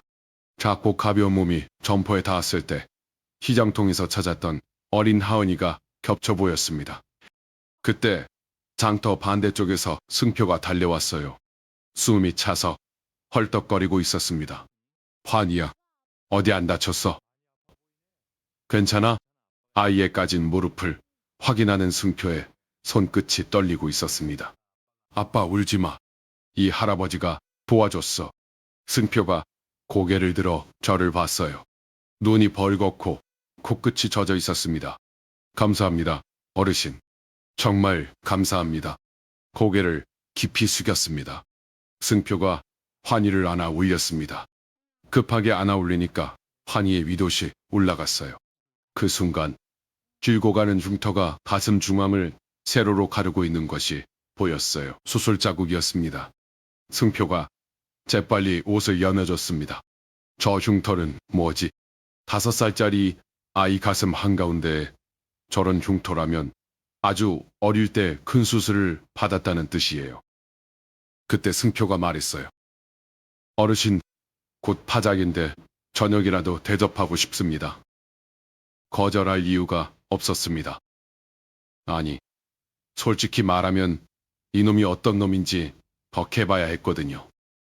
승표가 파장 정리를 후다닥 마쳤습니다. 승표의 안내로 장터 근처 작은 식당으로 갔습니다. 여기가 이 동네에서 제일 맛있는 집이에요. 창가에 저녁해가 비스듬히 들어왔고 나무 테이블은 오래 닦인 자국으로 반들거렸습니다. 작고 소박하지만 정갈한 집이었어요. 승표가 밥 3그릇을 시켰어요. 3그릇. 저한테 대접하려고 자기 목까지 시킨 거예요. 공기밥 뚜껑을 열었을 때 올라오는 김이 따뜻했습니다. 된장찌개를 한술 떠서 입에 넣었어요. 구수한 국물이 혀 위로 퍼지면서 목을 타고 내려갔습니다. 평창동 대자택에서 아무리 좋은 음식을 먹어도 느끼지 못하던 온기였어요. 밥을 먹으면서 슬슬 떠봤습니다. 아이를 혼자 키우는 건가? 네, 쉽지 않겠네. 승표가 된장찌개를 한술 떠먹으면서 잠깐 말이 없었어요. 국물을 삼키고 나서 환희를 힐끗 봤습니다. 환희는 반찬 접시에서 계란말이를 골라 먹느라 정신이 없었어요. 쉬운 날은 없었어요. 근데 이 녀석이 웃으면 그거 하나로 다 버텨지더라고요. 저건 그냥 하는 말이 아니에요. 만두피 자투리로 점심을 때우면서 아이한테는 백반을 사주는 사람이 하는 말이거든요. 어제 만두집에 아가씨가 도와주던데. 승표가 고개를 끄덕였어요. 된장찌개를 떠먹다가 숟가락이 잠깐 멈칫하는 게 보였습니다. 네, 가끔 와주세요. 사귀는 사이인가? 승표 귀가 빨개졌어요. 귓불부터 위로 번지면서 목덜미까지 붉어지는 게 눈에 들어왔습니다. 된장찌개에 시선을 박은 채 숟가락만 만지작거리고 있었어요. 사귀는 건 아니에요. 그냥 가끔 일을 도와주시는 분이에요. 근데 자네 귀가 빨개. 승표가 헛기침을 하면서 귀를 손으로 감쌌어요. 입은 거짓말을 하는데 몸은 못 속이거든요. 결혼할 사람인가? 승표가 숟가락을 내려놓았어요. 한참을 말이 없었습니다. 결혼까지 생각하고 있다면 큰일이니까. 그렇다면 다른 방법을 찾아야 했어요. 저 같은 사람한테 결혼은 사치예요, 어르신. 아이도 있고 가진 것도 없고요. 근데 그 사람 보면 저도 모르게 웃게 돼요. 얼굴을 보면 기분이 좋아지고 오늘도 올까 기다리게 되고. 그런 건 처음이라서. 승표가 고개를 들었습니다. 눈이 젖어 있었어요. 제가 확실하게 선을 그어야 해요. 더 깊어지기 전에. 그게 그 사람을 위한 거예요. 그 좋은 사람을 제 옆에서 고생시킬 수 없어요. 좋아한다고 말해놓고 바로 물러서겠다고 했어요. 양심은 있는 놈이야. 근데 그럼 카페에서 만난 여자는 뭐야? 저 눈이 연기면 최상급 사기꾼이고 연기가 아니면 이놈 뒤에 제가 모르는 뭔가가 있는 거예요. 승표가 억지로 웃어 보이면서 자리에서 일어났어요. 잠깐 계산하고 올게요. 그때 스케치북에 그림을 그리고 있던 환희가 저를 보았어요. 할아버지, 줄비 있어요. 환희가 스케치북을 넘기자 크레파스로 그린 그림들이 힐끗 보였어요. 아빠와 손잡고 있는 그림, 만두가게, 빨간 로봇 장난감. 근데 한 장이 눈에 걸렸어요. 다른 그림들과 분위기가 달랐습니다. 높고 긴 회색 벽이 그려져 있었어요. 벽 위에 뾰족뾰족한 선이 있었는데 철조망을 그린 것 같았습니다. 벽 안쪽에 사람이 서 있었는데 웃고 있었어요. 교도소. 5살이 왜 이런 그림을 그리지? 환희가 제 시선을 따라가더니 황급히 스케치북을 확 덮었어요. 가슴에 꼭 안으면서 고개를 저었습니다. 이건 안 돼요. 비밀이에요. 뭐가 비밀이라는 거야? 누구를 만나러 간 거야? 물어보려는데 환희가 이미 다른 페이지를 뜯어서 내밀고 있었어요. 할아버지 이거 줄게요. 아까 그렸어요. 검은 모자를 쓴 할아버지가 로봇을 들고 있었고 그 옆에 삐뚤삐뚤한 글씨로 할아버지 천재라고 적혀 있었습니다. 그림을 받아들고 한참을 내려다봤습니다. 저도 모르게 미소가 지어졌어요. 근데 머릿속에는 아까 그 그림이 남아 있었어요. 회색 벽, 철조망, 벽 안에서 우는 사람. 그때 환희가 저를 올려다보았어요. 할아버지는 안 울어요? 뜬금없는 질문이었습니다. 왜 그런 걸 물어? 우리 아빠요. 혼자 울어요. 저 몰래. 근데 나한테는 웃어요. 숟가락을 든 손이 멈췄어요. 제가 다 커서 돈도 많이 모으고 만두도 잘 만들면 우리 아빠가 안 울까요? 대답을 못했습니다. 저 남자 형편이 얼마나 빠듯하면 밤에 혼자 우는 걸까요? 대체 무슨 사정이 있는 거야? 근데 지금 이 아이한테 아무 말도 해줄 수가 없었어요. 5살은 저런 거짓말을 못해요. 밤에 아빠가 우는 걸 본 거야. 그걸 아빠한테는 말 안 하고 처음 보는 할아버지한테 말한 거예요. 할아버지한테만 말하는 거예요. 비밀이에요. 환희가 작은 새끼손가락을 내밀었어요. 새끼손가락을 걸었어요. 우리는 식당을 나왔어요. 승표가 환희를 안고 조심히 가세요. 어르신 하면서 고개를 숙였습니다. 환희가 제 쪽으로 손을 흔들었어요. 할아버지, 또 와요. 로봇을 든 작은 손이 저녁 햇살에 물들어 있었습니다. 두 사람의 뒷모습이 장터 쪽으로 멀어졌어요. 돌아가는 차 안에서 아내 목소리가 떠올랐습니다. 큰일일수록 사람을 보내지 말고 직접 눈으로 봐요. 당신은 보고서만 믿잖아요. 직접 봤어요. 3번째로. 근데 볼수록 안 읽히는 놈이에요. 사업 초기 함께했던 동업자 기억이 뒤따라왔습니다. 형이라 불렀던 사람이 회사 돈을 들고 사라졌어요. 나중에 알았습니다. 해외에서 호의호식하고 있었다는 걸요. 우리 가족이 분유값 걱정하며 떨고 있을 때요. 그때부터 사람을 안 믿기로 했습니다. 그게 제 원칙이 됐어요. 문득 그 동업자의 아들 돌잔치에 갔던 기억이 올라왔어요. 포대기에 쌓인 아기를 안아줬었습니다. 하얗고 고운 얼굴의 아이였어요. 제 목을 양팔로 감싸 안으면서 까르르 웃었는데 눈이 유난히 맑았습니다. 세월이 흐른 뒤에 풍문으로 들었어요. 그 친구가 세상을 떠났다고. 그 아이는 어떻게 됐는지 알아보지 않았습니다. 그렇게 덮었어요. 근데 가끔 그 아이 얼굴이 떠오를 때가 있었어요. 고개를 저었습니다. 논두렁 사이로 어둠이 내려앉고 있었어요. 헤드라이트가 좁은 길을 비추고 있었고 양옆론에서 개구리 울음소리가 들렸습니다. 집에 돌아와서 소재에 앉았어요. 환희가 그려준 그림을 꺼냈습니다. 한참을 바라보다가 환희 가슴에 흉터가 떠올랐어요. 스케치북 속 회색 벽과 철조망. 밤에 혼자 우는 아빠. 이 남자가 뭘 짊어지고 사는 건지 알아야 할 것 같았어요. 비서에게 전화를 걸었어요. 백승표, 과거 기록 전부 조사해. 학력, 경력, 환희 출생 기록, 병원 기록, 전과가 있는지도. 아, 그리고 장터에 그놈을 찾아오는 여자가 있는데 누군지 알아봐. 전화를 끊었습니다. 저놈이 어떤 놈인지 아직 모르겠습니다. 근데 한 가지는 확실해요. 제 원칙이 통하지 않는 놈이라는 거. 며칠 뒤 아침이었어요. 오성그룹 본사 집무실이었습니다. 비서가 갈색 서류 봉투를 들고 들어왔어요. 봉투가 꽤 두꺼웠습니다. 회장님, 백승표 조사 결과입니다. 서류를 받아서 책상 위에 펼쳤어요. 첫 장을 넘기니 학력이 적혀 있었어요. 서울대학교 경제학과. 숟가락을 든 것도 아닌데 손이 멈추는 느낌이었어요. 이 나라 수재들이 입학하는 그 서울대 경제학과요. 5일장에서 앞치마 두르고 찜기 앞에 서 있는 저 기생오라비가 다음 줄에 눈이 갔습니다.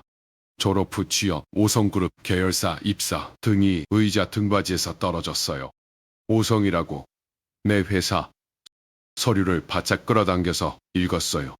오성건설 경영기획팀 입사 후 3년 근무 우수사원 표창 내 회사에서 상까지 받은 놈이야. 그래서 그 얼굴이 익숙했던 거였어요. 세상에 하은아, 내가 고른 남자가 아빠 회사 직원이었어. 부모님 기록이었습니다. 4년 전 교통사고로 부부 동시 사망. 서류를 잡고 있던 손이 멈췄습니다. 4년 전 승표가 오성을 그만둔 시점과 같았어요. 서울대를 나오고 오성에서 상을 받은 놈이 부모님이 돌아가시니까 졸업장도 경력도 다 집어치우고 만두 트럭을 물려받았어요. 전과 기록은 깨끗했습니다. 그럼 스케치북에 교도소 그림은 뭐야? 환희 엄마는 조사 중인데 며칠 걸릴 것 같습니다. 교통사고 가해자는 가해 차량 운전자 정보가 일부 비공개 처리되어 있습니다. 비공개. 일반 교통사고면 이렇게까지 막혀 있을 이유가 없잖아. 저도 그 부분이 이상해서 계속 파고 있습니다. 가해자 쪽에 뭔가가 걸려 있다는 뜻이야. 돈이면 돼요. 돈으로 안 되는 게 있다면 돈이 부족한 거예요. 부모님이 남긴 트럭을 돈의 팔놈인지 아닌지 그걸 확인하면 됩니다. 만약 무너진다면 그 녹음을 하은이한테 들려줄 거예요. 비서에게 말했어요. 외식 컨설팅 업체 사람 하나 섭외해서 다음 장날에 보내. 프랜차이즈 인수 명목으로 10억부터 불러. 안 넘어가면 20억까지. 대화는 실시간으로 내가 들을 수 있게 해. 비서가 서류를 들고 나갔습니다. 별짓을 다 합니다. 재벌그룹 총수가 만두장수한테 20억짜리 함정을 파고 있다니. 장날이 돌아왔어요. 이번 방문에 허름한 옷은 필요 없었습니다. 오늘은 포장마차에 갈 일이 없거든요. 양복을 입고 차 뒷좌석에 앉았어요. 창밖으로 연두빛 논이 펼쳐졌습니다. 아직 모내기 전이라 물을 막든 논바닥이 아침 햇살을 받아 반짝이고 있었어요. 장터 근처 주차장에 차를 세웠습니다. 이어폰을 귀에 꽂고 상태를 확인했어요. 컨설팅 업체 사람이 이미 장터 안에 들어가 있었어요. 파장을 기다리고 있을 겁니다. 차 안에서 기다렸어요. 가죽 시트에 등을 대고 창밖으로 장터 입구를 바라봤습니다. 사람들이 좌판 사이를 오갔고 호객 소리가 바람을 타고 희미하게 들렸어요. 저 안 어딘가에 포장마차가 있고 찜기에서 힘이 올라오고 있겠죠. 승표가 만두를 꺼내면서 웃고 있을 거고 환희가 로봇을 들고 놀고 있을 거예요. 할아버지, 또 와요. 하던 목소리가 떠올랐어요. 고개를 저었습니다. 지금 감상에 빠지면 안 돼. 파장 시간이 지나고 이어폰에서 소리가 들렸어요. 잡음이 섞인 바람 소리 사이로 발소리가 들렸고 누군가 실례합니다. 사장님 하는 목소리가 났습니다. 컨설팅 업체 사람이 접근한 거예요. 네, 누구시죠? 승표 목소리였어요. 이어폰으로 들으니까 평소보다 가까이서 들리는 것 같았습니다. 찜기를 닫고 있었는지 뒤에서 쇠가 부딪히는 소리가 났어요. 저는 안성외식 연구소에서 나온 사람입니다. 오일장 만두가 업계에서 소문이 나 있어서 한번 찾아뵈러 왔습니다. 아, 네. 감사합니다. 승표가 약간 의아해하는 톤이었지만 기분 나빠하지는 않았어요. 소문 듣고 찾아왔다니까 나쁜 기분은 아니겠죠. 두 사람이 이야기를 나누기 시작했어요. 프랜차이즈 이야기가 나왔어요. 레시피 표준화, 브랜드 개발, 전국 가맹점. 그럴듯한 단어들이 이어폰 속에서 흘렀습니다. 감사한 말씀인데 저는 프랜차이즈에는 관심이 없어요. 예상한 대답이었어요. 첫 제안에 바로 넘어가는 놈은 없거든요. 차 안에서 손가락으로 가죽 시트를 두드렸습니다. 여기서부터가 진짜예요. 물론 쉬운 결정은 아니죠. 그래서 다른 방식도 가능합니다. 레시피와 브랜드 권리를 저희가 인수하는 겁니다. 10억입니다. 10억이라는 숫자가 이어폰을 통해 귓속에 들어왔어요. 차 안이 조용했습니다. 에어컨 바람 소리만 낮게 흘렸어요. 시트를 두드리던 손가락이 멈췄습니다. 승표의 반응을 기다렸어요. 1초가 10초처럼 느껴졌습니다. 이어폰 너머로 침묵이 흘렀어요. 대단한 제안이시네요. 승표 목소리가 담담했어요. 놀라긴 한 것 같았지만 떨리지는 않았습니다. 감사합니다. 근데 안 됩니다. 10억짜리 제안을 3마디로 잘랐어요. 시트에 기대있던 등이 떨어졌습니다. 몸이 앞으로 기울면서 무릎 위에 팔꿈치를 짚었어요. 10억이면 상당한 금액인데 좀 더 생각해 보시는 게 생각할 필요가 없어요. 이 가게는 안 팝니다.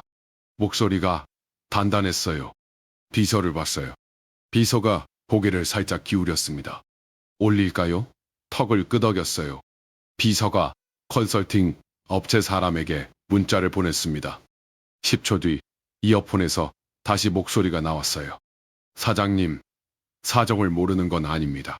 솔직히 말씀드려서 20억까지도 가능합니다. 20억. 차 안의 공기가 멈춘 것 같았어요. 포장마차 만두 레시피에 20억이라니. 핸드락 대시보드를 잡은 손에 힘이 들어갔어요. 제발 흔들려라. 이어폰 너머로 침묵이 길게 흘렀어요. 바람 소리, 천막자락이 펄럭거리는 소리. 그 사이로 승표의 숨소리가 들렸습니다. 좋은 제안이시지만 승표 목소리가 조용했어요. 흔들림이 없었습니다. 이 가게는 제 부모님이 평생 서 계시던 자리예요. 이어폰을 쥔 손가락에 힘이 빠졌어요. 부모님이 새벽부터 반죽을 치고 찜기를 올리고 한 명 한 명 손님한테 만두를 내밀던 자리예요. 아무리 큰 금액을 주셔도 넘길 수가 없습니다. 부모님이 남긴 가게를 돈의 팔놈인지 아닌지 시험한 거였어요. 안 팔았어요. 20억에도 사업하면서 단 한 명도 못 봤어요. 돈 앞에 무너지지 않는 사람. 근데 지금 제 이어폰 안에서 한 놈이 무너지지 않고 서 있었어요. 이 녹음을 하은이한테 들려주려고 했어요.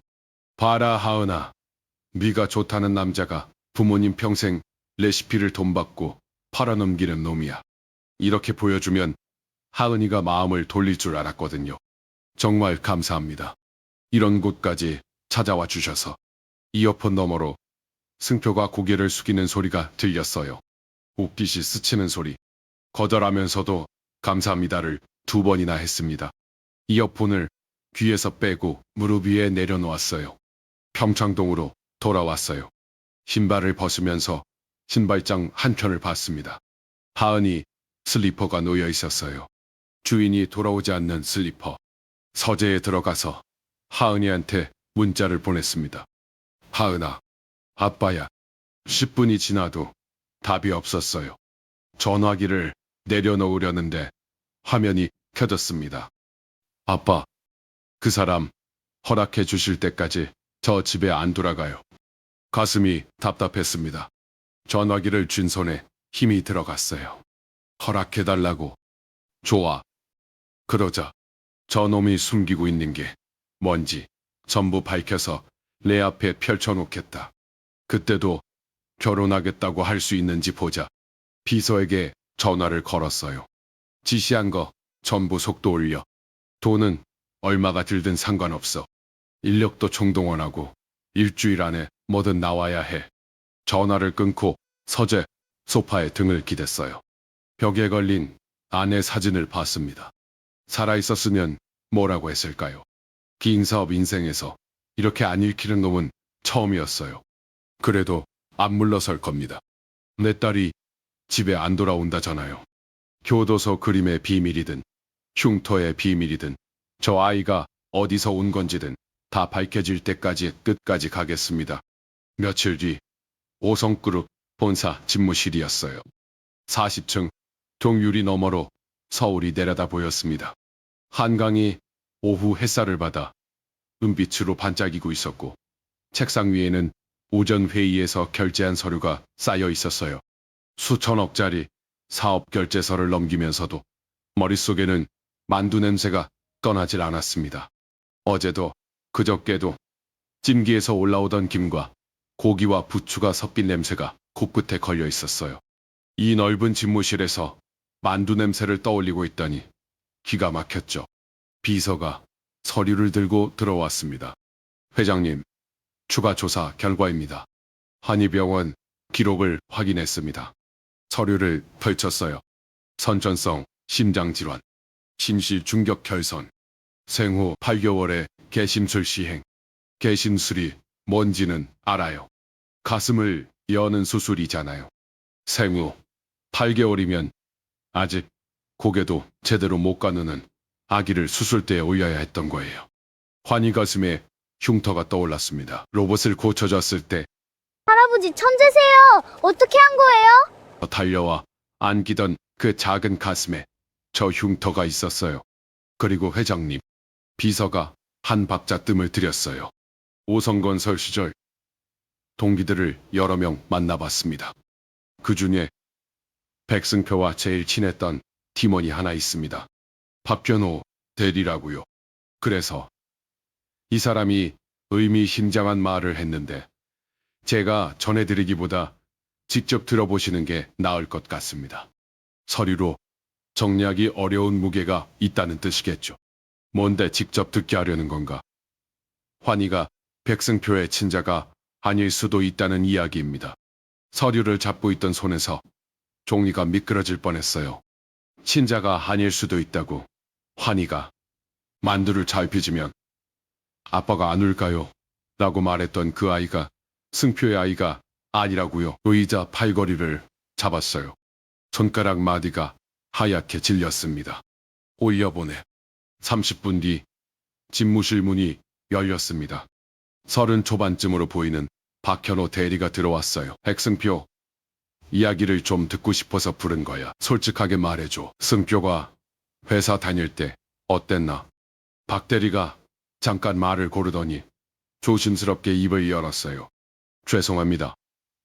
표현이 적절한지 모르겠습니다만 동기들 중에서 차원이 달랐습니다. 보고서를 쓰면 임원분들이 돌려보셨고 프레젠테이션을 하면 다른 팀에서 구경을 왔어요. 저도 경제학과를 나왔는데 옆에 앉아 있으면 제가 뭘 배운 건가 싶었습니다. 임원들이 돌려보는 보고서를 쓰던 손으로 지금은 만두 반죽을 치고 있는 거예요. 야근하면 후배들 밥을 샀고 누가 실수를 하면 자리가 덮어졌습니다. 한 번은 신입사원이 보고서를 잘못 써서 불려갈 상황이었는데 승표가 자신이 검토를 못했다며 대신 책임을 졌습니다. 그 신입이 나중에 울면서 고맙다고 했는데 승표는 다음에 잘하면 된다.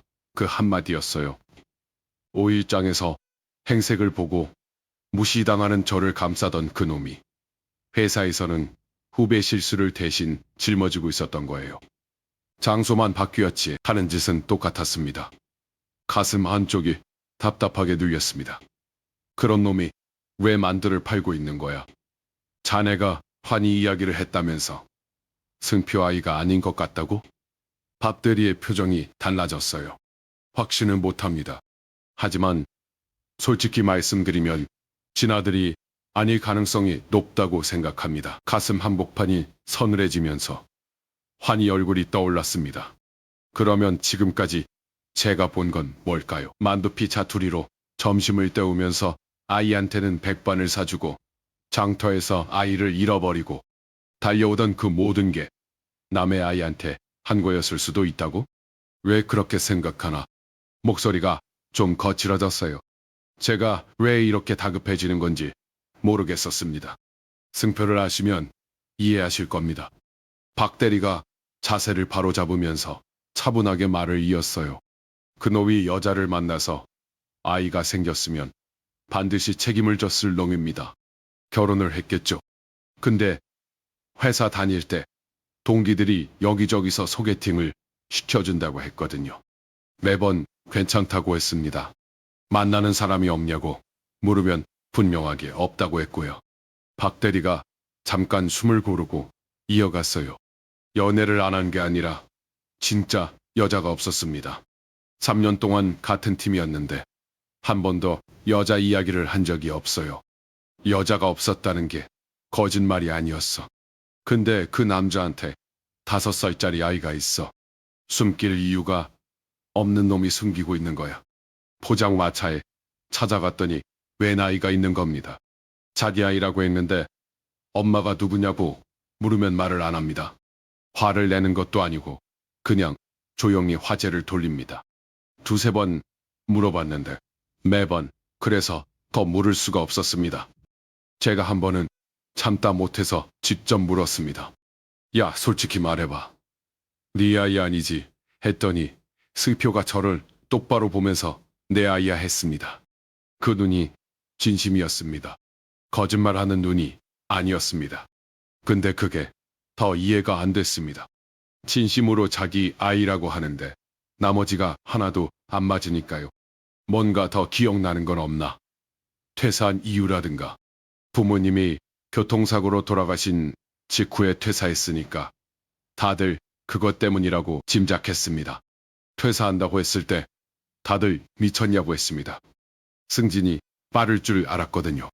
근데 승표가 딱 한마디만 했습니다. 이건 제가 해야 하는 일이에요. 그 한마디만 하고 짐을 쌌습니다. 서울대 오성에이스가 부모님 만두 트럭을 끌고 5일장으로 간 이유가 저 한마디였어요. 박대리를 내보낸 뒤에도 한참을 자리에서 일어나지 못했어요. 서류로는 안 일치는 놈이에요. 하루만 노인한테 만두를 싸주고 20억을 걷어차는 놈이에요. 이런 놈이 뭘 숨기고 있는 건지, 환희는 대체 누구 아들인지, 교도소 그림은 뭔지, 부모님 사고의 매막은 뭔지 서류로는 한계였어요. 직접 가서 물어야 해요. 이번에는 변장이 아니라 제 얼굴로 차에 올라탔어요. 창밖으로 논이 스쳐 지나갔습니다. 오늘은 기사가 모니까 빠르게 달렸어요. 근데 빠른 게 좋지 않았어요. 도착하는 게 무서웠거든요. 이번에는 겨운기가 좀 나와줬으면 좋겠다는 생각이 들었습니다. 눈두렁이 창밖으로 스쳐 지나갔고 멀리 산 능선이 저녁 해를 받아 보라색으로 물들어가고 있었어요. 내가 지금 뭘 하러 가는 거야? 딸 때문에 시작한 건데 어느 순간부터 저놈이 궁금해졌어요. 딸을 빼내러 가는 건지 저놈을 이해하러 가는 건지 솔직히 저도 몰랐습니다. 5일장에 도착했습니다. 파장 시간을 맞춰왔어요. 좌판들이 하나둘 접히기 시작했고 상인들이 짐을 트럭에 싣고 있었습니다.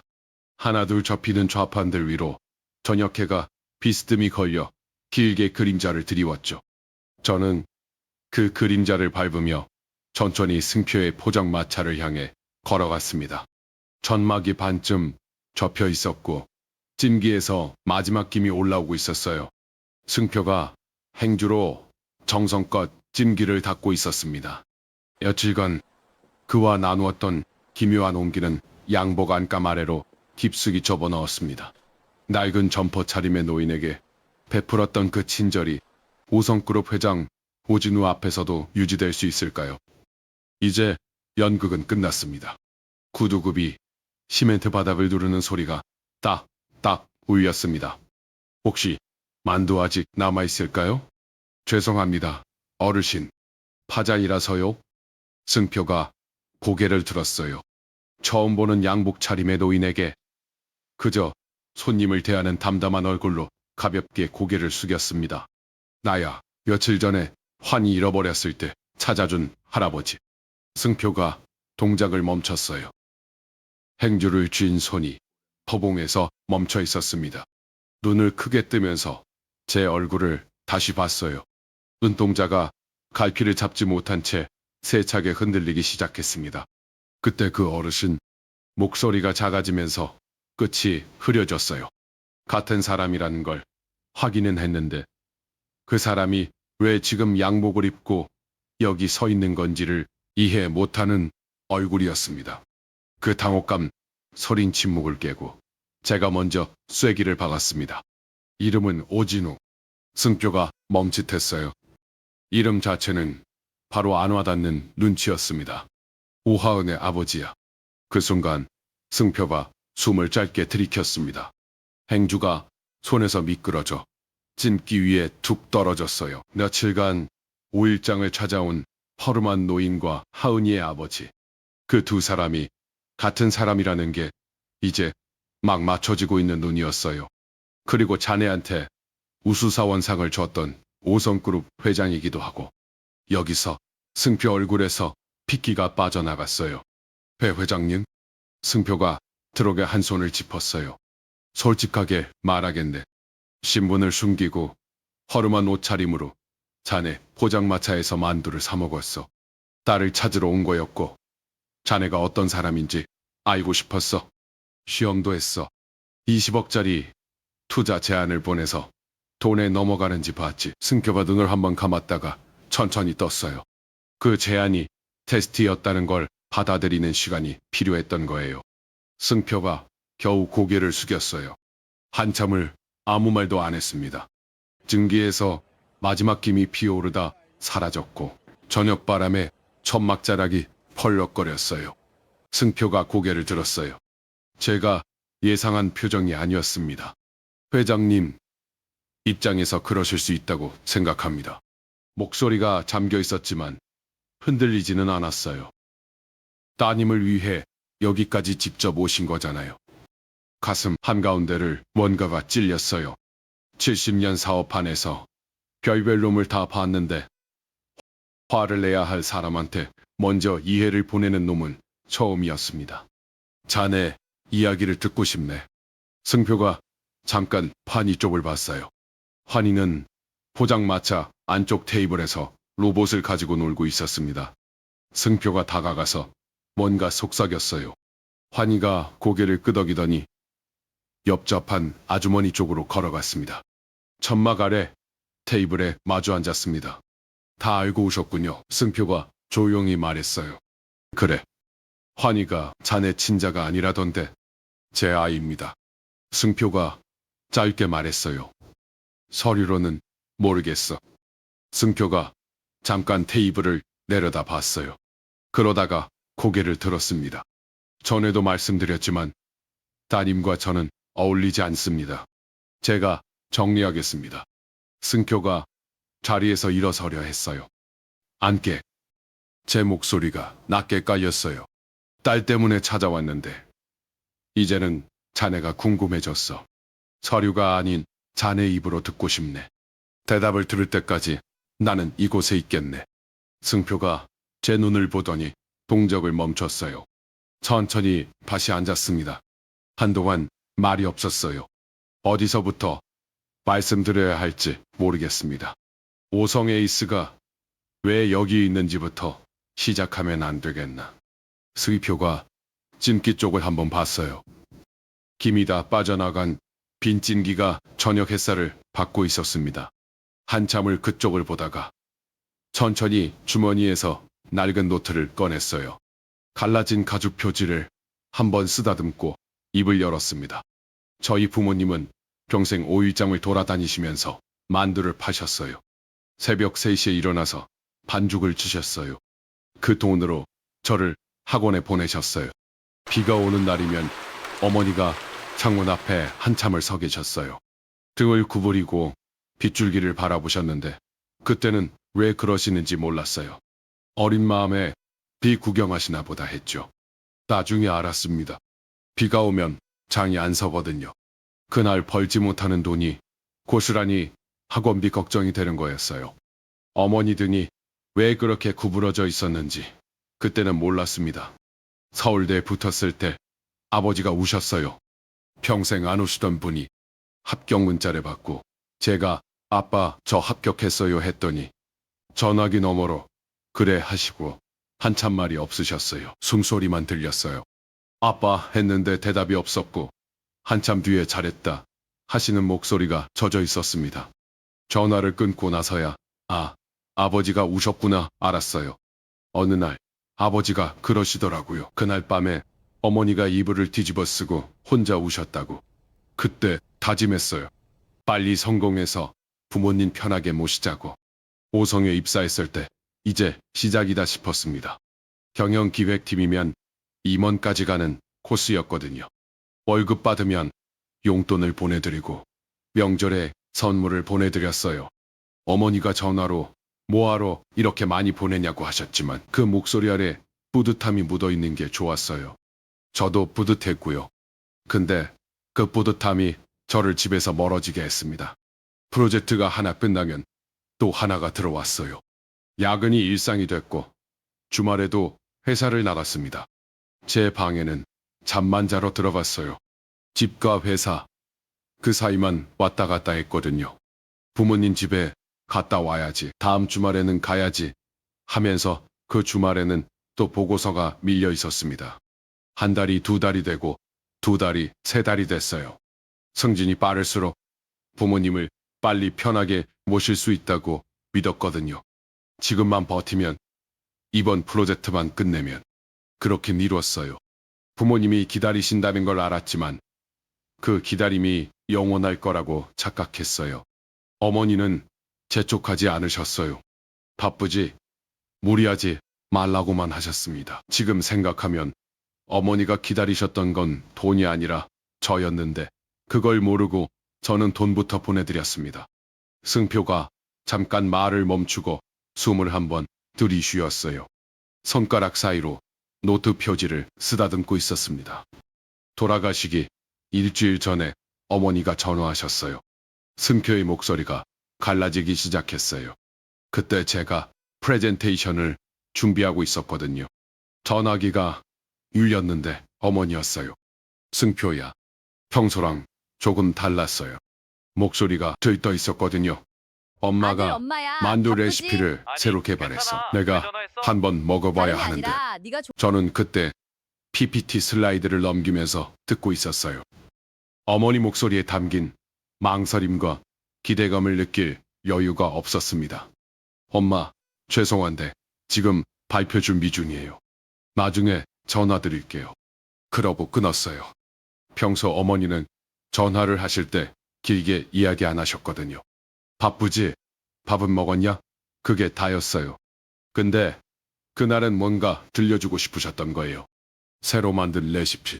어머니가 몇 달을 고민해서 만드신 거였을 테고 제 목소리로 맛있네요 한마디를 듣고 싶으셨을 거예요. 발표가 끝나고 잊어버렸어요. 전화해야지 하면서 하루가 갔고 이틀이 갔어요. 월요일 회의, 수요일 출장, 금요일 야근. 그 사이에 어머니 번호를 몇 번 눌렀다가 지웠어요. 지금 거는 건 늦었지. 주말에 제대로 통화해야지. 그렇게 미루면서 일주일이 지났어요. 승표가 입술을 깨물었어요. 노트를 쥔 손가락이 파르르 떨리고 있었습니다. 출근 준비를 하고 있었어요. 넥타이를 매려고 거울 앞에 서 있었는데 모르는 번호로 전화가 왔어요. 받았더니 경찰이었어요. 백승표 씨 되시나요? 놀라지 말고 들으세요. 부모님 두 분께서. 넥타이를 잡고 있던 손이 멈췄어요. 거울 속에 제 얼굴이 보이는데 그게 제 얼굴인지 아닌지 모르겠더라고요. 부모님은 새벽 일찍 오일장으로 가시던 중이었어요. 트럭에 찜기를 싣고 반죽을 실어놓고 출발하셨는데 예보에 없던 비가 쏟아진 것 같아요. 장에 도착하면 날씨가 개일지도 모르니 돌아가지 않으셨을 겁니다. 빗길에 맞은편에서 차 한 대가 중앙선을 넘어왔어요. 트럭이 뒤집혔고 병원으로 이송되는 중에 두 분 다 돌아가셨어요. 병원까지 어떻게 갔는지 기억이 안 나요. 복도가 길었던 것만 기억나요. 의사가 뭐라고 말했는데 입 모양만 보이고 소리는 안 들렸습니다. 영안실 문이 열렸을 때 어머니 얼굴에 밀가루 자국이 남아 있었어요. 새벽에 반죽을 치시다가 그대로 출발하셨던 거예요. 그 자국을 보고서야 이게 현실이라는 걸 알았어요.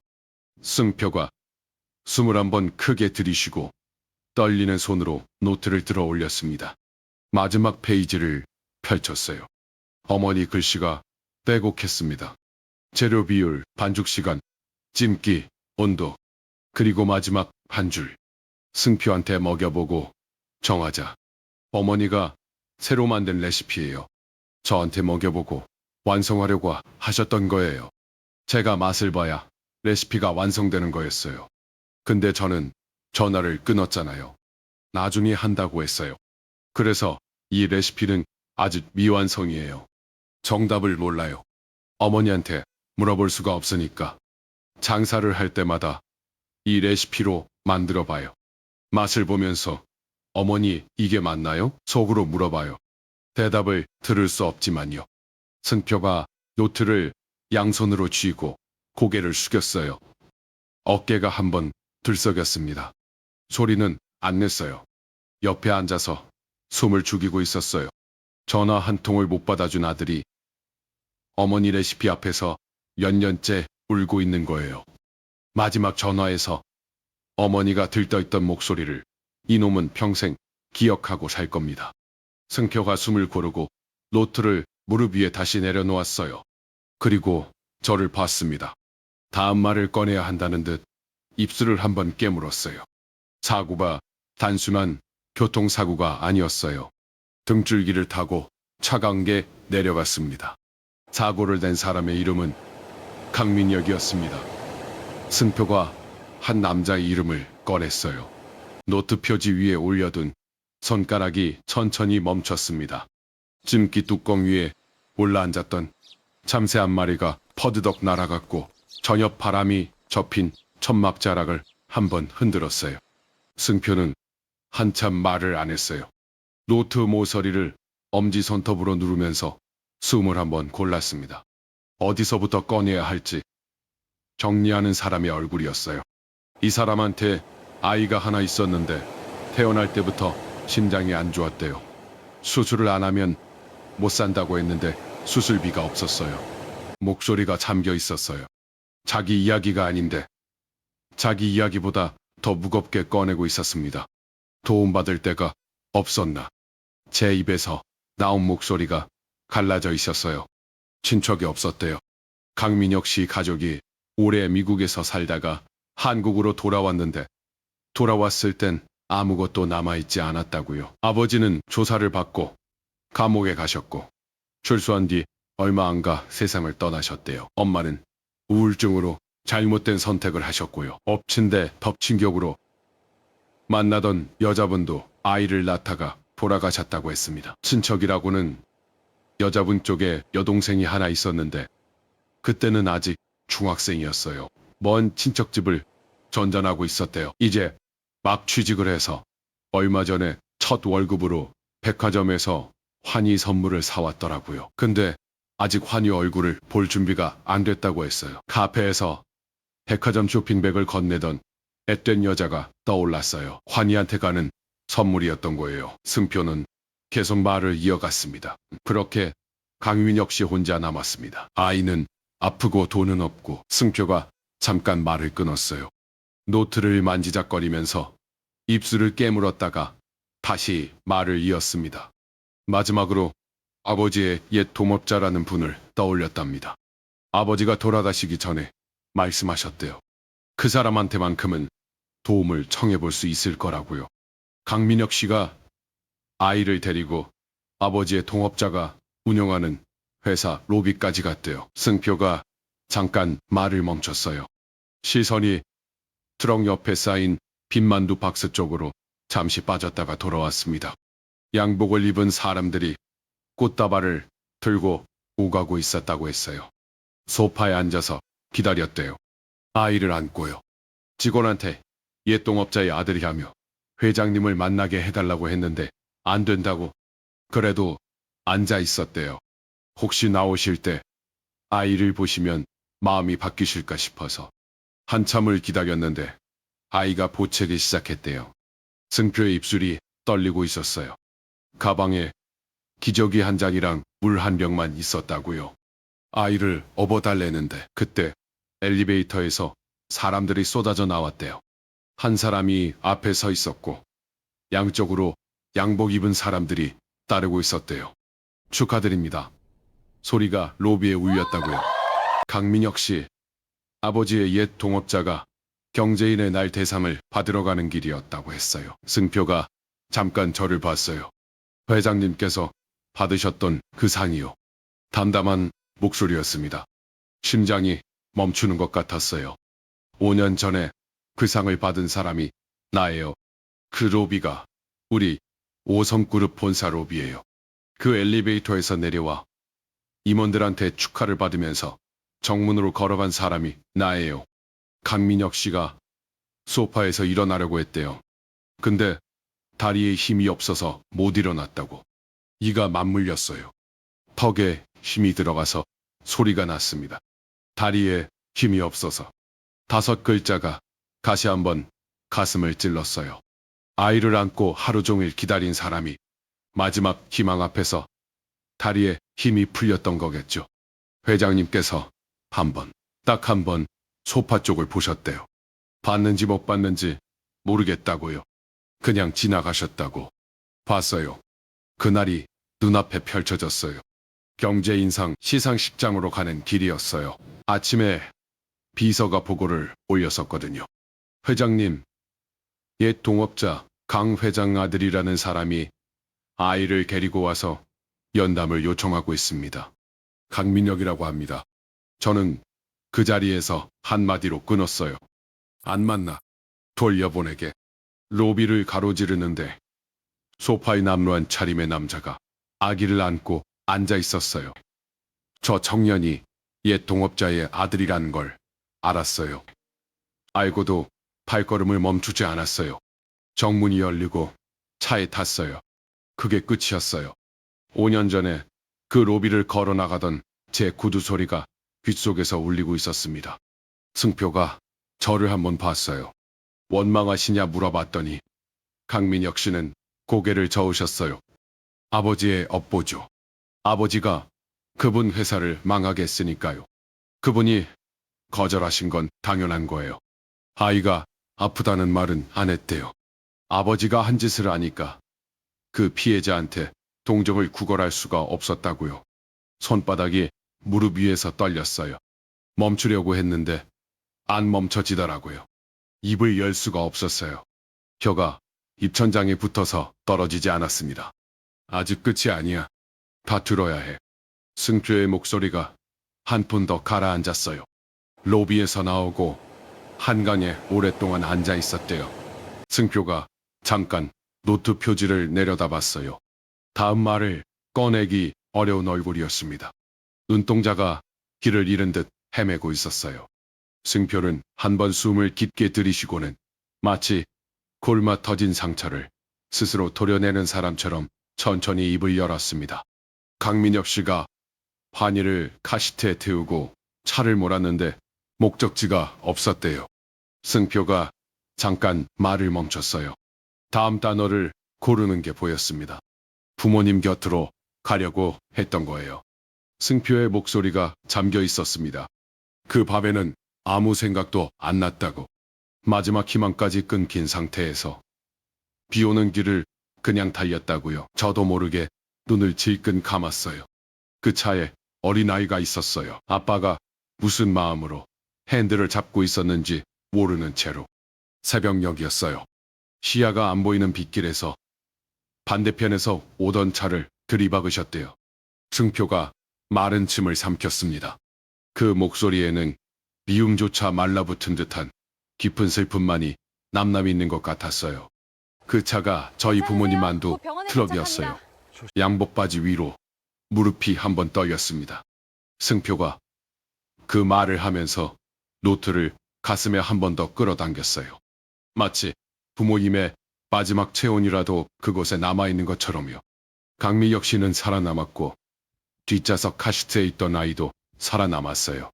승표의 눈이 텅 빈 허공을 응시했어요. 그 아이가 환희예요. 숨이 한번 턱 막혔어요. 승표가 갈라진 목소리로 쥐어짜내듯 말했습니다. 강민혁 씨는 수감됐어요. 승표의 시선은 여전히 텅 빈 허공을 향하고 있었어요. 그는 지금 이 시골 장터가 아닌 4년 전 잿더미가 되어 무너져버린 자신의 세계에 있는 듯 했습니다.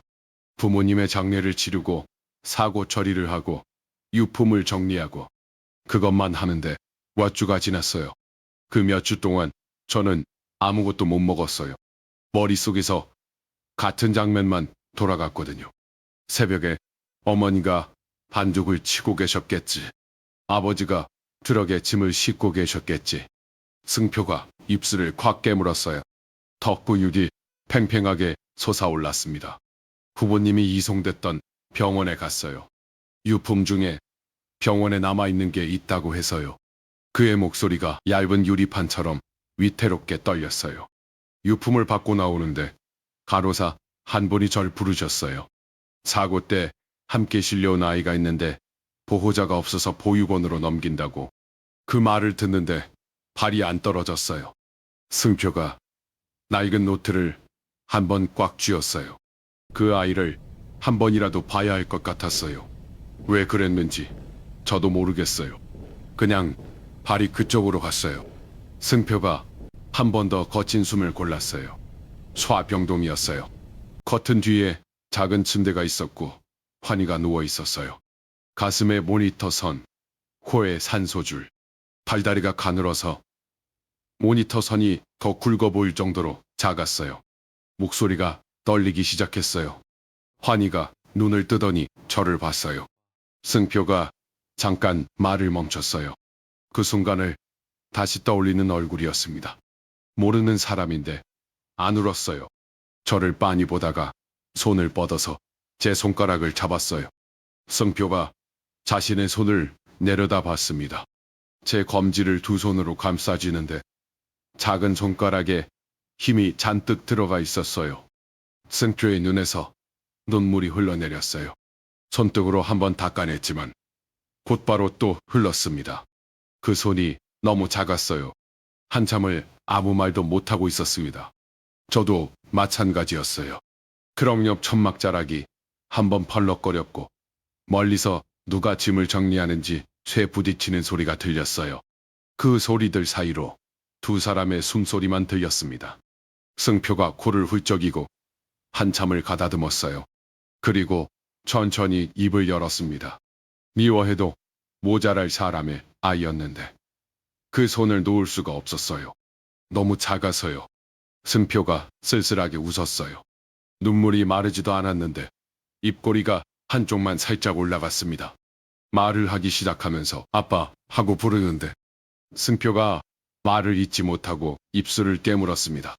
그게 사랑이 먼저 찾아온 거예요. 미움이 정리되기 전에요.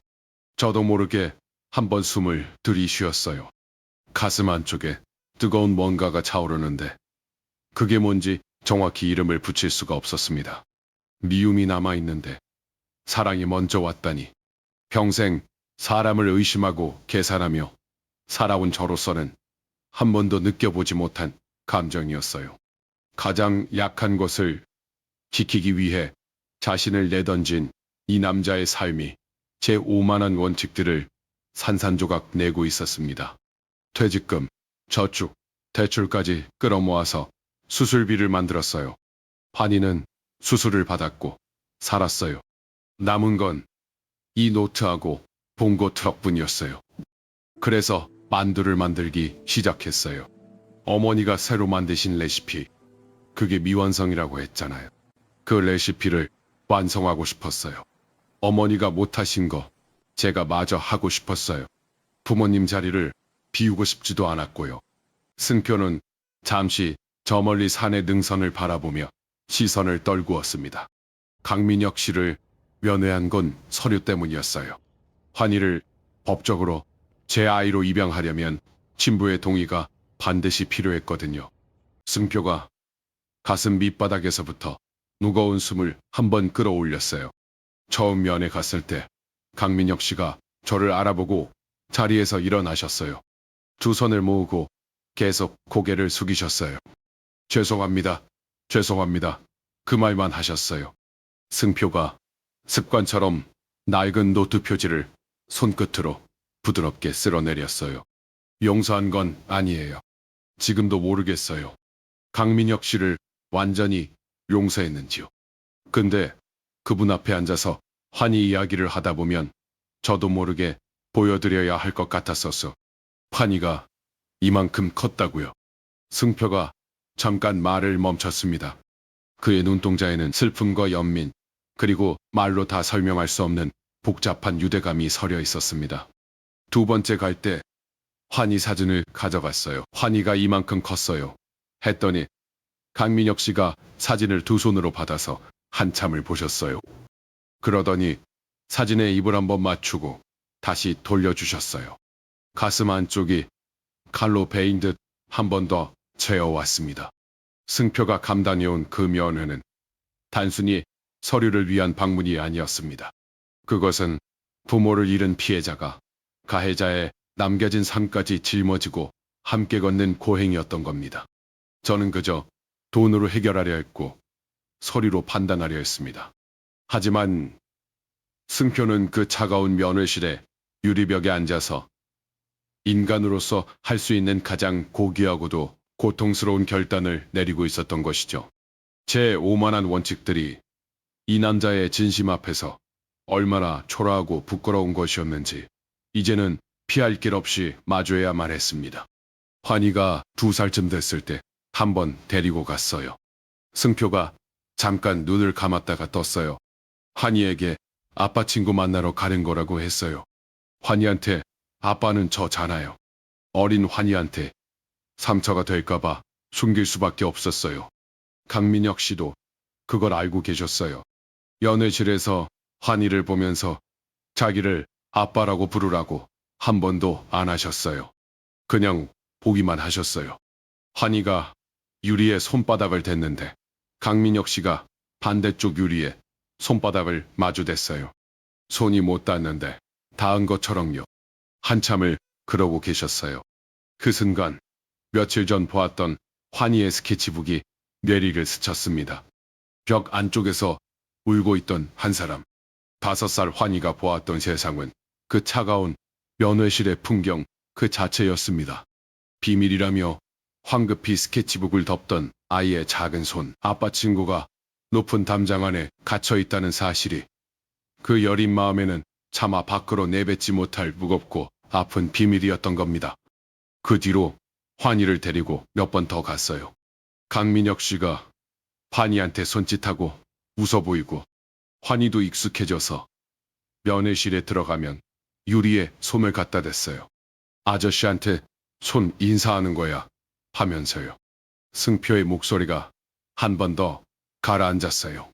근데 어느 날 면회 신청이 거절됐어요. 강민혁 씨가 위독하셔서 일반 면회가 안 된다고요. 승표가 떨리는 손으로 낡은 노트 사이에 띄워두었던 종이 한 장을 꺼냈어요.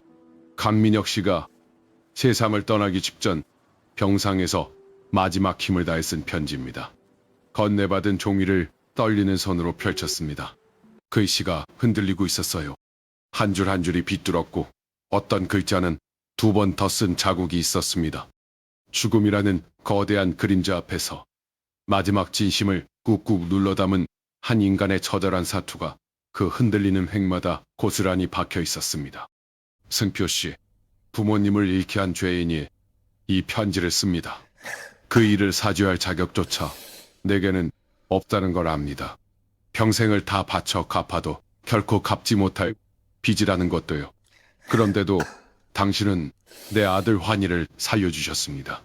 면회 때 환희가 웃는 걸 보여주셨던 날, 당신의 부모님을 돌아가시게 만든 제가 이곳에 온 이후 처음으로 악몽을 꾸지 않았습니다. 승표 씨, 염치 없지만 마지막으로 환희를 부탁드립니다.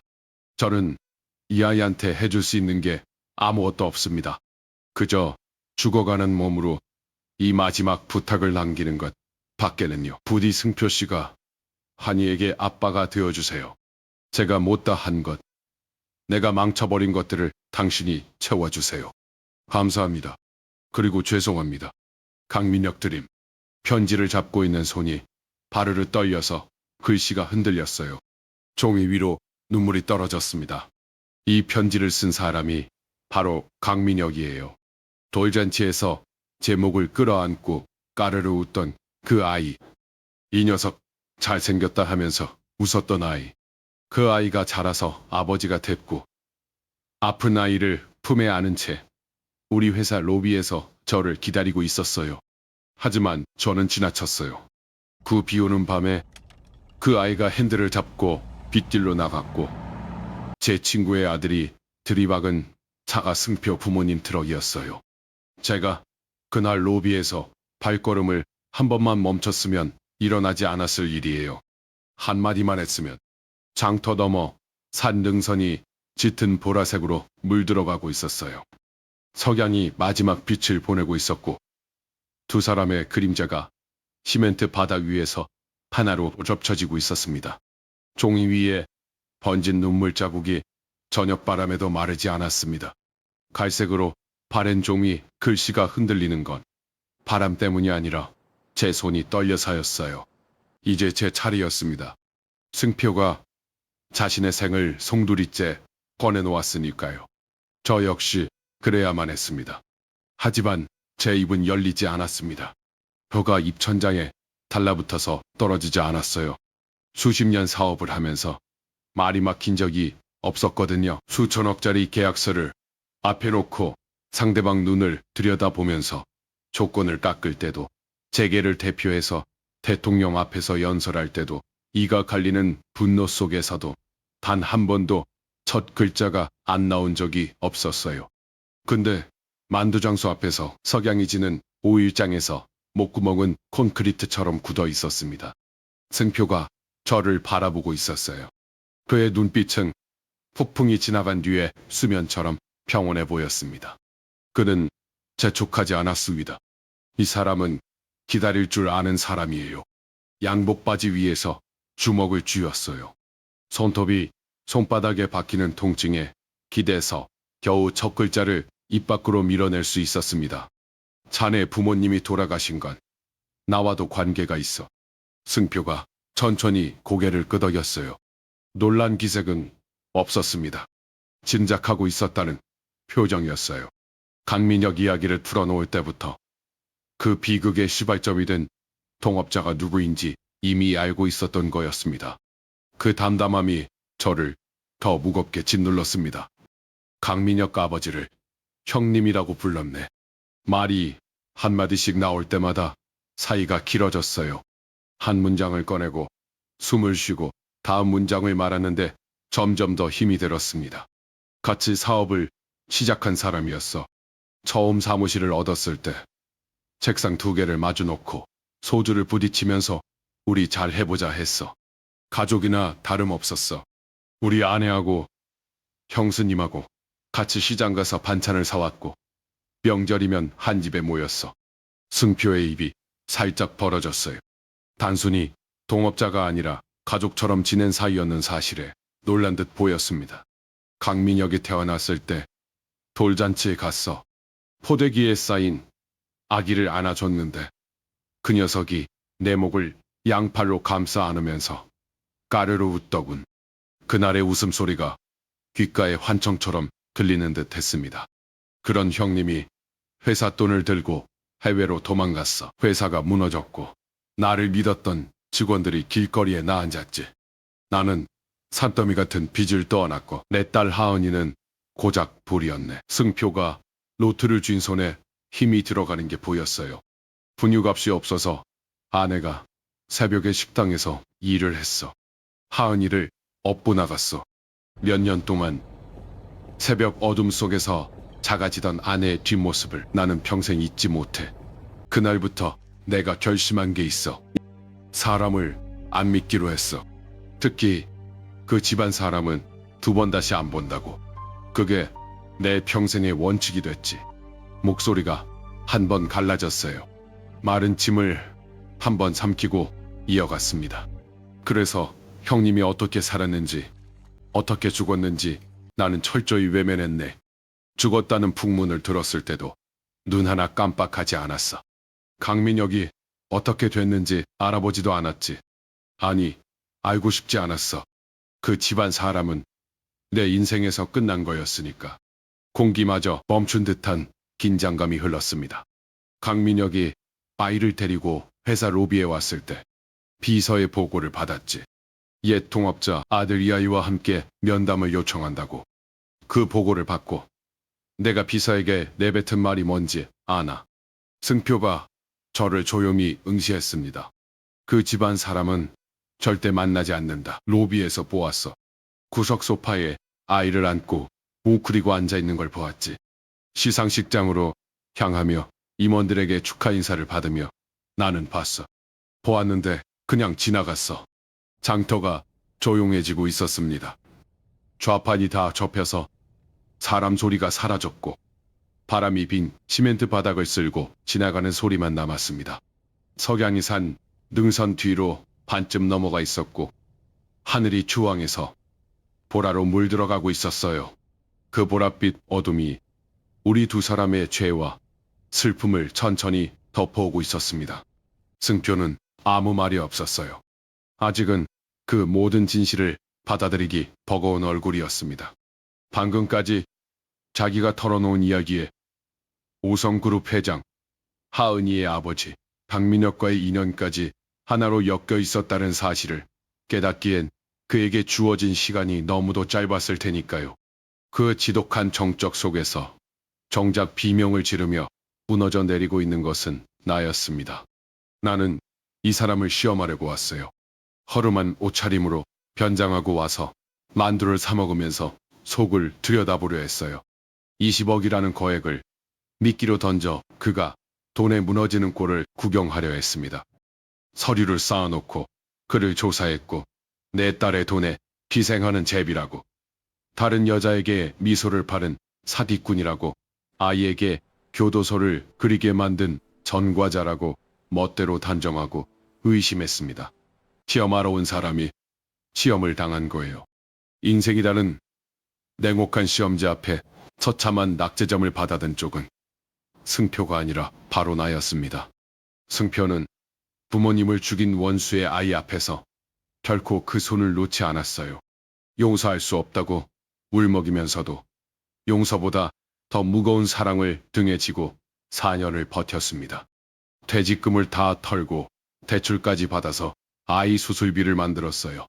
서울대 졸업장도 오성에서의 탄탄한 경력도 미련 없이 던져버린 채 낡은 트럭 위에서 만두를 빚었습니다.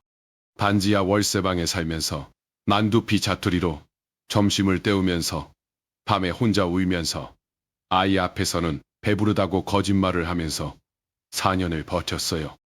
용서할 수 없다고 하면서 용서보다 더한 걸 하고 있었어요. 나는 어땠습니까? 숨을 한번 들이쉬었어요. 그 숨이 가슴에서 막혔습니다. 가슴 깊이 들이마신 숨이 날카로운 가시가 되어 폐부를 찔렀습니다. 나는 형님을 용서하지 못했습니다. 평생을 증오하며 살았습니다. 로비에 앉아있던 그의 아들을, 내 조카 같았던 그 아이를 외면했습니다. 사람을 믿지 않는 것이 나의 무기였고 그 차가운 무기로 70조의 성벽을 쌓아 올렸습니다. 누구 앞에서도 굽히지 않고 누구에게도 속지 않으며 쌓은 그 성벽이 나를 지켜줄 유일한 요새라고 믿었습니다. 그런데 그 무기가, 그 성벽이 결국 무엇을 했습니까?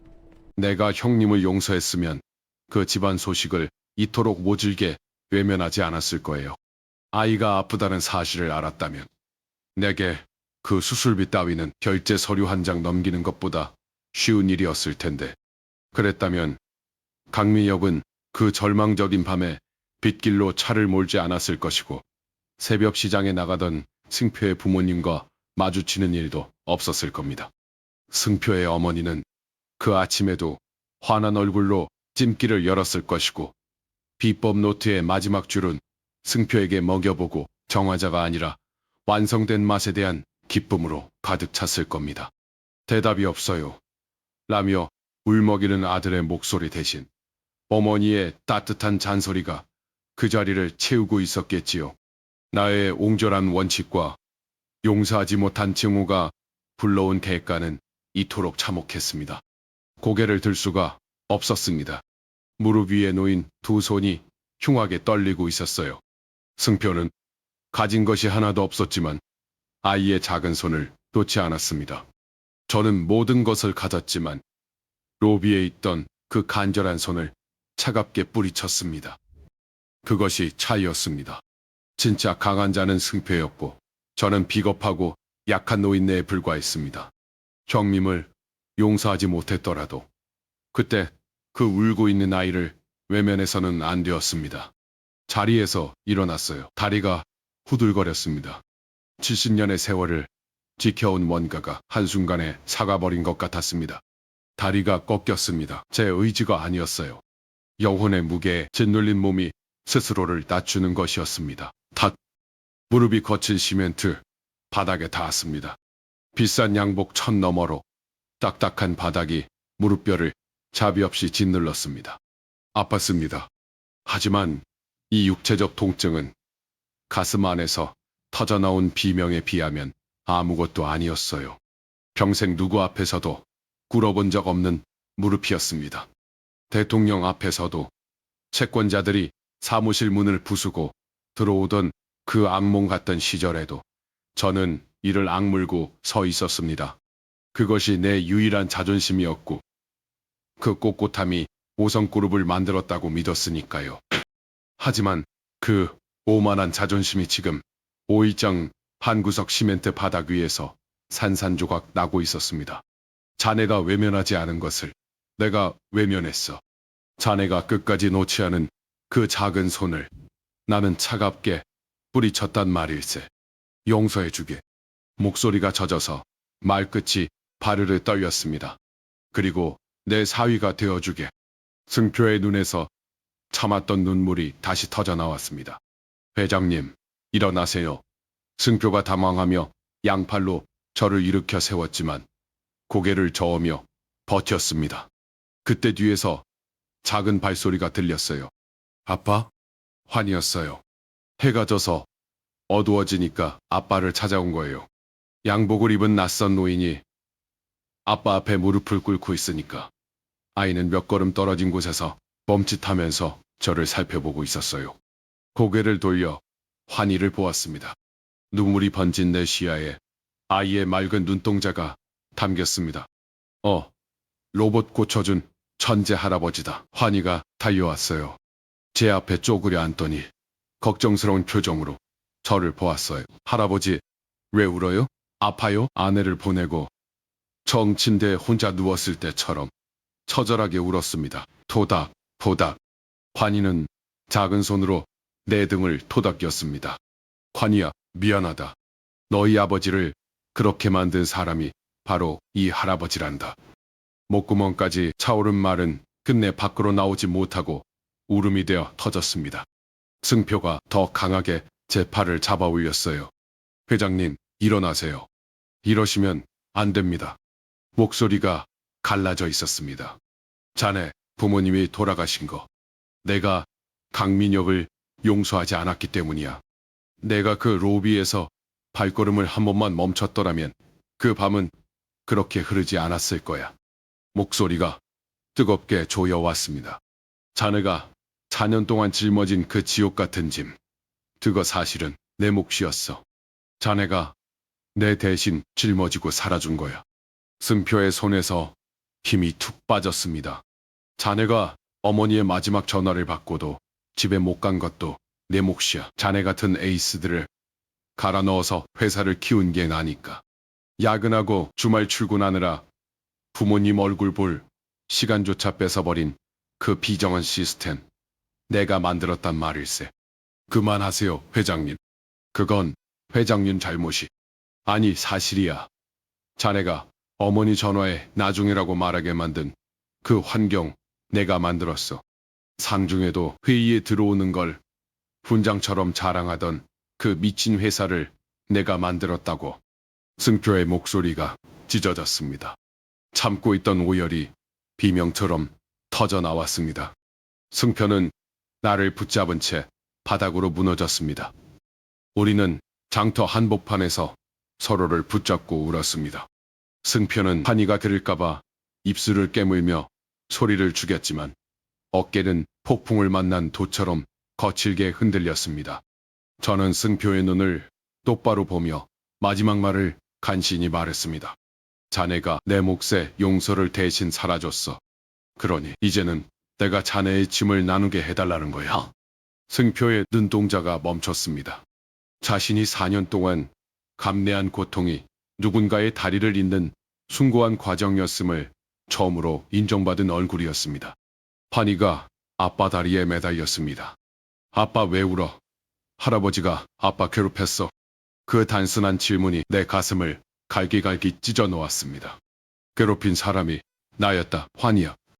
너와 내 아빠의 인생을 지옥으로 밀어놓은 사람이 바로 나였어. 승표가 황급히 눈물을 훔치고 억지로 미소를 지어 보였습니다. 아이 앞에서는 절대 무너지지 않겠다는 그 처절한 습관이 다시 발동한 것이었습니다. 승표가 떨리는 팔로 나를 다시 부축했습니다. 이번에는 나도 버티지 못하고 일어섰습니다. 그런데 그때였습니다. 아빠, 등 뒤에서 들려온 목소리에 심장이 덜컥 내려앉았습니다. 하은이었습니다. 장터 입구, 막 켜진 가로등, 불빛 아래 하은이가 서 있었습니다. 가방끈을 쥔 손가락 마디가 하얗게 질린 채 방금 전 무릎을 꿇고 울던 내 뒷모습을 보며 얼어붙어 있었습니다. 하은이가 빠른 걸음으로 다가왔습니다. 아빠, 여기서 지금 뭐 하시는 거예요? 대체 왜 그러고 계세요? 딸의 목소리가 파르르 떨리고 있었어요. 하은아, 할 말이 있다. 젖은 얼굴을 닦을 생각도 못한 채 딸을 마주 보았습니다. 이제는 숨길 수도, 숨길 이유도 없었습니다. 저는 하은이의 손을 잡았습니다. 그리고 단 한 번도 꺼내지 않았던 나의 가장 부끄럽고 아픈 진실을 하나씩 꺼내 놓으려 입을 뗐습니다. 승표가 환희를 덥석 안아 올렸어요. 환희가 의아한 얼굴로 아빠를 올려다봤습니다. 환희야, 저기 아주머니한테 가서 붕어빵 사 먹자. 할아버지, 누가 괴롭혔어? 누나랑 이야기하셔야 하니까 이따 보자. 응? 환희가 아빠 어깨에 턱을 괴고 저를 돌아봤어요. 작은 눈이 걱정스럽게 찡그려져 있었습니다. 그러다 작은 손을 한번 흔들어 보였어요. 손을 들어 흔들어 줬습니다. 승표가 하은이한테 짧게 눈인사를 하고 장터 안쪽으로 들어갔습니다. 환희를 아는 넓은 등이 좌판 사이로 점점 작아졌어요. 저는 플라스틱 의자에 주저앉듯 앉았습니다. 다리에 힘이 하나도 없었습니다. 하은이가 천천히 가방을 내려놓고 옆에 앉았습니다. 제 얼굴을 뚫어지게 보고 있었어요. 아빠 울었어요? 한 뼘 거리에 딸이 있었어요. 평창동에서는 늘 20명이 앉는 긴 식탁을 사이에 두고 건너편에 마주 앉았거든요. 그 아득한 거리에서 늘 공부는 잘 되냐, 유학 준비는 어떠냐 같은 메마른 질문만 던졌습니다. 하지만 지금은 서로의 팔꿈치가 닿을 만큼 가깝습니다. 이 낡고 좁은 플라스틱 의자가 그 넓은 식탁보다 훨씬 앉기 어려웠습니다. 좋은 사람이더라. 아빠가 승표를 비난하면 한바탕 쏟아낼 준비를 하고 있었겠죠. 안 돼. 어림없는 소리야. 라고 단칼에 잘랐던 아빠였으니까요. 그런데 좋은 사람이라는 말이 나오자 하은이는 길을 잃은 표정이 되었습니다. 그 남자, 승표 말이다. 내 딸이 사람 보는 눈이 있더라. 아빠가 승표 씨를 만나봤어요? 허름한 옷차림으로 변장해서 장터에 몇 번을 갔다 왔다. 하은이 눈이 동그랗게 커졌어요. 저는 다 털어놓았습니다. 저 놈이 어떤 놈인지 보기 위해 손님인 척 만두를 사 먹은 것도, 20억짜리 투자 제안을 한 것도, 뒷조사를 샅샅이 한 것까지 전부요. 하은의 얼굴이 발갛게 달아올랐습니다. 이를 악무는 소리가 여기까지 들리는 것 같았습니다. 그럼 혹시 환희가 다 안다? 승표가 친아버지가 아니라는 거. 내 대답에 하은이가 차갑게 쏘아붙였습니다. 아빠, 어떻게 그러실 수 있어요? 가슴이 쿵 내려앉았어요. 승표 씨를 시험하신 거예요? 시험할 목적은 아니었습니다만 아니라고 할 수는 없었어요. 저는 조용히 고개를 끄덕였습니다. 이젠 사람을 시험하세요. 세상 사람들이 전부 아빠 직원인 줄 아세요? 변명할 말이 없었습니다. 딸의 이런 눈을 본 적이 없었거든요. 제 딸이 저를 원망하고 있었습니다. 하은이의 날선 시선을 정면으로 받으며 이 아이가 영영 돌아서지 않게 하기 위해 마지막 진실을 꺼냈습니다. 회사의 부도, 믿었던 동업자의 배신, 갓 돌진한 딸 아이를 업고 새벽마다 식당에 나갔던 아내 이야기까지 하은이의 손이 무릎 위에서 올질했습니다. 그해 겨울에 보일러가 고장났는데 수리비가 없어서 셋이서 입을 뒤집어 쓰고 떨었다. 내 코끝이 빨갛게 얼어가는데 아무것도 해줄 수가 없었어. 하은이 눈빛이 흔들렸어요. 원망으로 가득 차 있던 그 눈이 흔들리기 시작했습니다. 입술을 꽉 깨물고 있었는데 턱끝이 미세하게 떨리고 있었어요. 아빠한테 이런 시절이 있었다는 걸. 이 아이는 한 번도 들어본 적이 없었으니까요. 그때부터 결심했다. 사람을 안 믿기로 2번 다시 당하지 않겠다고. 특히 그 집안 사람만큼은 죽어도 보지 않겠다고. 그게 아빠의 원칙이 됐다. 텅 빈 장터에 찬 공기를 들이마셨습니다. 누구한테도 안 속고 누구도 안 믿고 그렇게 살았다. 그 원칙으로 여기까지 왔어. 저녁바람이 한번 불었어요. 젖힌 천막자락이 펄럭거렸습니다. 이 말을 하고 나니 가슴 한 구석이 뻥 뚫린 것 같으면서도 동시에 텅 비어버린 것 같았어요. 평생 지키고 살았던 원칙을 딸 앞에서 해부해 놓으니까 그게 얼마나 초라한 것이었는지 깨달았거든요. 그때 사업을 부도나게 만든 그 사람 아들이 환희 친아버지야. 하은이 입이 벌어졌어요. 숨조차 쉬지 못하는 듯 했습니다. 그 사람이 사고를 내기 전 환희가 아파서 수술비가 필요했을 때 아이를 안고 우리 회사 로비까지 찾아왔었다. 비서의 보고를 받았지만 만나주지 않았다. 아이가 아픈 줄도 몰랐고 알아보지도 않았지. 그냥 그 집안 놈이라는 이유만으로 거절했어. 소파에 웅크리고 앉아있는 그를 보았지만 나는 그냥 지나쳐버렸다. 너와 너 엄마가 새벽 추위에 떨면서 식당으로 나가던 모습이 잊히질 않았어. 그 꼴을 만든 놈의 아들을 만나줄 수가 없었다. 하은이 입에서 작은 숨이 새어나왔어요. 그날 밤 그 옛 동업자의 아들이 차를 몰았고 새벽에 그 차와 정면으로 부딪힌 게 승표 부모님의 만두 트럭이었다. 나 때문이었어. 하은아. 아빠가 그때 그 로비에서 단 한 번만 멈춰 섰더라면 아무도 죽지 않았을 거야. 승표도 부모님을 잃지 않았겠지. 목소리가 거의 나오질 않았어요. 입술이 떨려서 단어가 부서지듯이 새어나왔습니다. 아빠가 조금만 일찍 용서했더라면. 더는 말을 잇지 못했습니다. 눈앞이 번져 아무것도 보이지 않았습니다. 그때 의자 다리가 시멘트 바닥에 끌리는 소리가 났습니다. 그리고 따뜻하고 작은 팔이 내 어깨를 끌어안았습니다. 아무 말도 하지 않았습니다. 하은이는 그저 저를 꽉 안아주었습니다. 3살 때 제 무릎에 앉아 아빠 높이 하던 그 작은 아이가 어느덧 자라 무너진 아빠를 지탱해주고 있었습니다. 참았던 통증이 울음으로 터져 나왔습니다. 어깨가 들썩거리고 목소리가 새어나갔지만 하은이는 놓지 않았습니다. 하은이도 울고 있었습니다.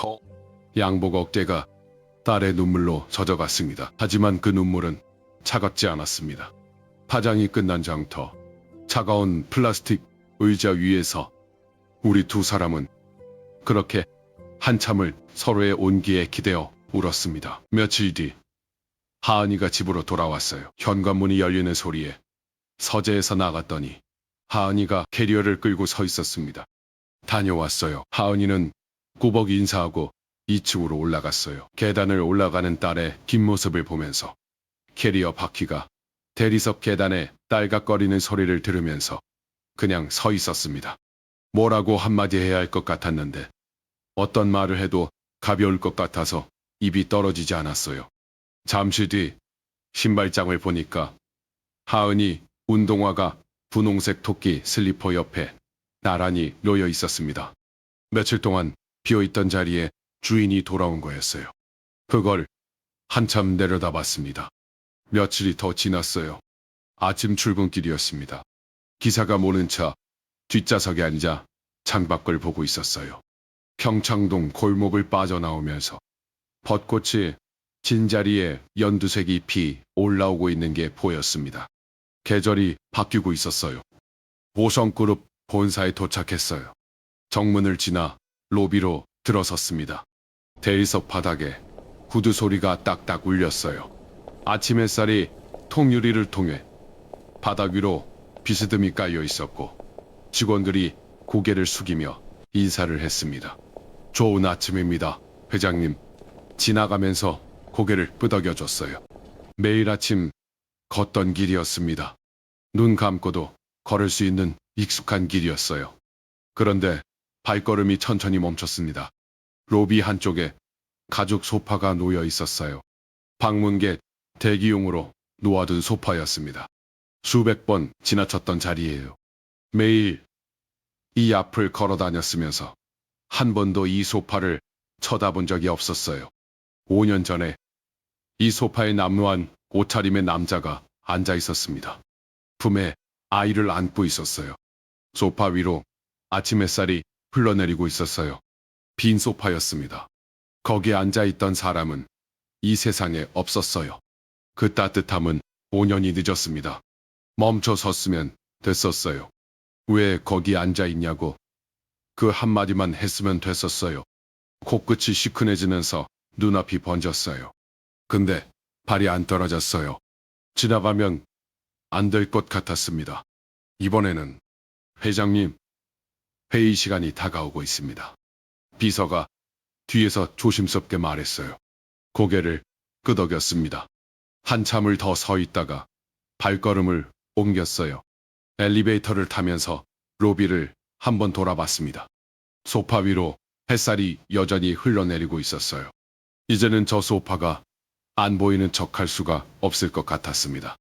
엘리베이터 문이 달칵 소리와 함께 닫혔어요. 몇 달이 지났어요. 화창한 일요일 아침이었습니다. 하은이가 계단에서 내려오다가 저를 보고 멈췄어요. 아빠, 그 가디건 엄마가 사주신 거 아니에요? 천천히 고개를 끄덕였어요. 오늘 아침에 왜인지 손이 갔어요. 아빠한테 잘 어울려요. 하은이가 눈을 찡긋하면서 웃었어요. 몇 달 전만 해도 아빠 얼굴을 똑바로 못 보던 아이였는데 요즘은 이렇게 웃어줍니다. 빨리 가요. 점심 드셔야죠. 하은이가 현관문을 열면서 차키를 흔들었어요. 차에 나란히 타고 시동을 걸었습니다. 처음같이 나갔을 때는 어색했어요. 차 안에서 뭘 말해야 할지 몰라서 둘 다 창밖만 봤었거든요. 요즘은 하은이가 창업 이야기를 하고 저는 고개를 끄덕이고 가끔 한마디 보태는 정도가 됐어요. 스타트업이라니 역시 제 딸이죠. 하은이와 제 사이의 공기는 예전보다 훨씬 따뜻했습니다. 도심을 빠져나오니까 논두렁 사이로 좁은 길이 이어졌어요. 창밖으로 들판이 펼쳐지고 가로수가 스쳐 지나갔습니다. 한참을 달리자 저 앞에 사람들이 몰려있는 게 보였어요. 차에서 내리니까 하은이가 조수석 문을 닫으면서 기지개를 켰어요. 장터 입구에서 닭꼬치 굽는 연기가 바람을 타고 코끝을 스쳤고 어디선가 참기름 냄새가 실려왔습니다. 장터 안쪽에서 집 앞 터지는 뻥 소리가 울렸어요. 포장마차가 저 앞에 보였습니다. 찜기 3개에서 하얀 김이 피어오르고 있었고 고기와 부추가 섞인 고소한 냄새가 천막밖까지 퍼지고 있었어요. 바람이 불 때마다 그 냄새가 진하게 밀려왔는데 처음 허름한 행색으로 와서 맡았던 그 냄새랑 똑같았습니다. 할아버지, 환희가 의자에서 벌떡 뛰어내려 전속력으로 달려왔습니다. 양손에 로봇이 하나씩 들려 있었어요. 한 손에는 빨간 칠이 벗겨지고 한쪽 팔에 테이프 감긴 옛날 로봇, 다른 손에는 몇 주 전 어린이날에 제가 사준 새 로봇. 그날 생각이 나네요. 평생 장난감 가게라는 데를 가본 적이 없었는데 이건 내가 직접 사야 할 것 같았어요. 매장에서 직원한테 우리 손주 좋아할 만한 걸로 추천해 주시오 했는데 손주 그 단어가 제 입에서 나와 놓고 제가 더 놀랐어요. 환희가 로봇 장난감을 받았을 때 눈이 동그래지면서 와 하고는 옛날 로봇이랑 양손에 하나씩 들고 마주 인사를 시켰어요. 안녕? 너는 누구야? 나는 환희야. 그러면서 둘이 친구가 됐다고 했습니다. 그날부터 두 로봇을 양손에 하나씩 들고 다녀요. 작은 다리로 두 로봇을 부둥켜 안고 뛰어오는데 의외로 빨랐어요. 제 다리에 쿵 하고 부딪히며 매달렸습니다. 할아버지, 오늘도 만두 먹으러 왔어요? 그럼 아빠 만두 먹으러 왔지. 환희가 싱긋 웃더니 제 손을 잡고 끌었어요. 당기는 힘이 제법 세서 끌려가듯이 걸음을 옮겼습니다. 소화병동에서 승표의 손가락을 잡고 놓지 않았다던 그 작고 뜨거운 손이 지금 저를 이끌고 있었습니다. 하은 누나 왔어요?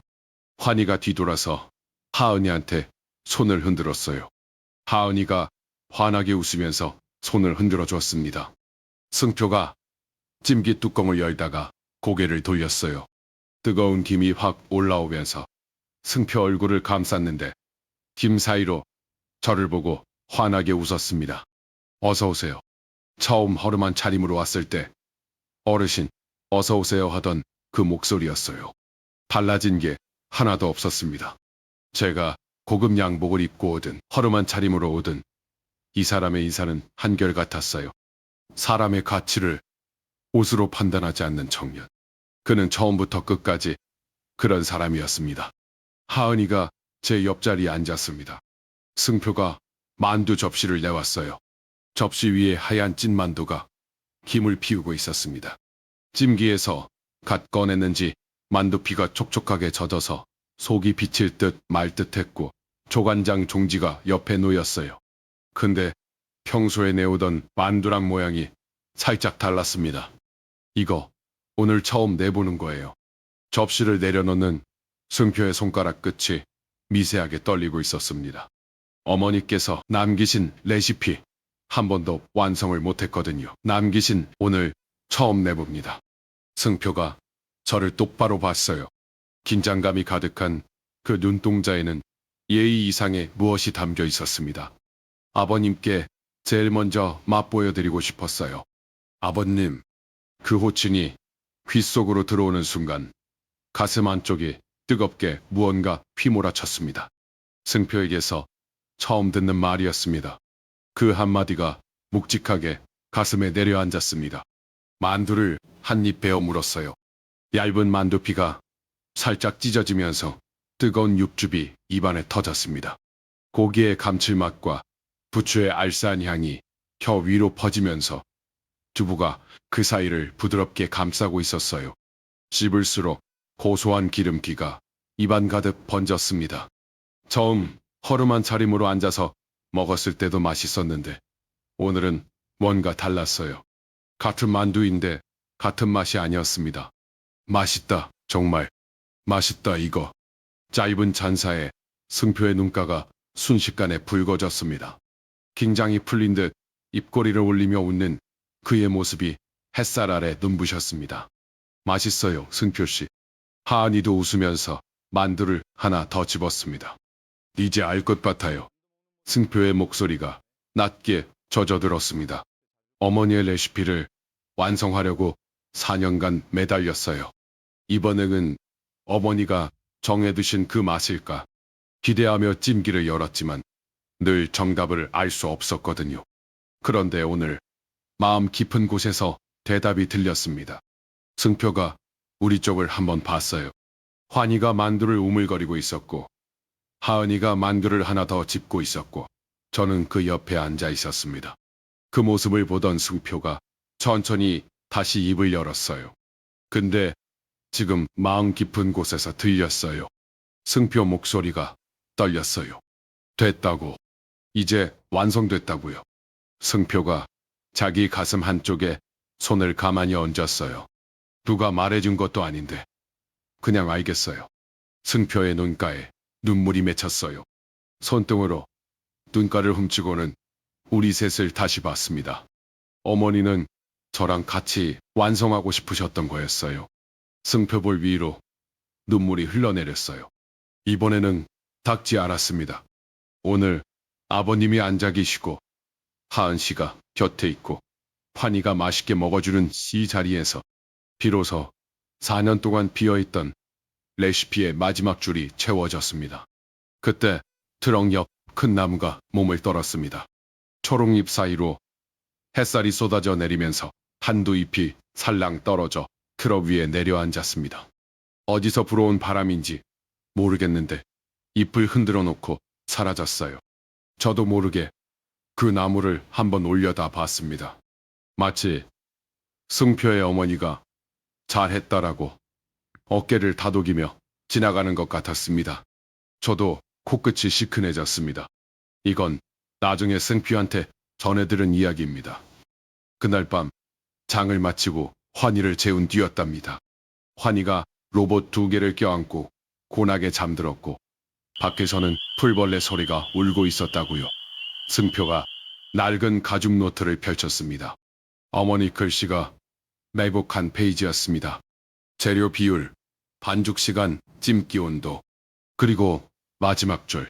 승표한테 먹여보고 정하자. 그 줄 아래 여백의 승표가 펜을 들었다고 했어요. 한참을 펜을 잡은 채로 가만히 있었대요. 트럭 천장에 작은 조명이 노트 위를 비추고 있었고 환희의 고른 숨소리가 들리는 밤이었다고요. 펜 끝이 종이에 닿았다 떨어졌다를 몇 번 반복하더니 한 줄을 적었다고 합니다. 어머니 글씨 아래에 아들 글씨로. 뭐라고 적었는지는 승표가 말해주지 않았어요. 물어봤는데 그냥 웃기만 했습니다. 눈물이 맺힌 채로 승표가 웃었어요. 딸을 찾으러 5일장에 왔었죠. 그리고 제가 찾은 건 저 웃음이었습니다. 슬픔을 외면하지 않고 온몸으로 끌어안은 사람만이 지울 수 있는 웃음이었어요. 그 끝에 용서가 있었습니다. 오진우 회장이 그 옛 동업자를 끝내 용서했을까요? 회장은 가끔 장에 와서 만두 트럭 앞 플라스틱 의자에 앉았어요. 만두를 먹고 환희와 놀아주고 하은이가 웃는 걸 옆에서 지켜봤습니다. 그게 용서였는지 아닌지는 모르겠어요. 용서라는 게 마음 먹는다고 되는 건 아니겠지요. 뼛속에 깊게 박힌 상처는 평생을 살아가도 다 씻어내지 못하기도 하니까요. 하지만 용서하지 못하는 긴 밤이 계속되더라도 우리는 기어이 사랑해야 합니다. 승표가 환희의 손을 놓지 않았던 것처럼요. 벚꽃이 어깨 위로 내려앉던 그 봄 새벽 어머니의 목소리가 전화 너머로 들떠 있었지. 나는 다음에요 다음에요 그 말로 한 봄을 미뤘지. 여름이 가고 가을이 가도록 어머니의 봄이 멈춘 줄도 모르고. 아들아 미루었다고 미워한 적 없단다. 엄마는 그 새벽 반죽 위에 네 이름을 적고 있었어. 비워둔 한 줄은 네가 미안해할 자리가 아니란다. 엄마가 너의 봄을 거기서 기다리고 있었던 거야. 어머니 못 들은 그 한마디가 오늘 새벽 빈자리 위에 도착했어. 미루었던 봄이 미루었던 그 봄이 이제야 내 어깨에 내려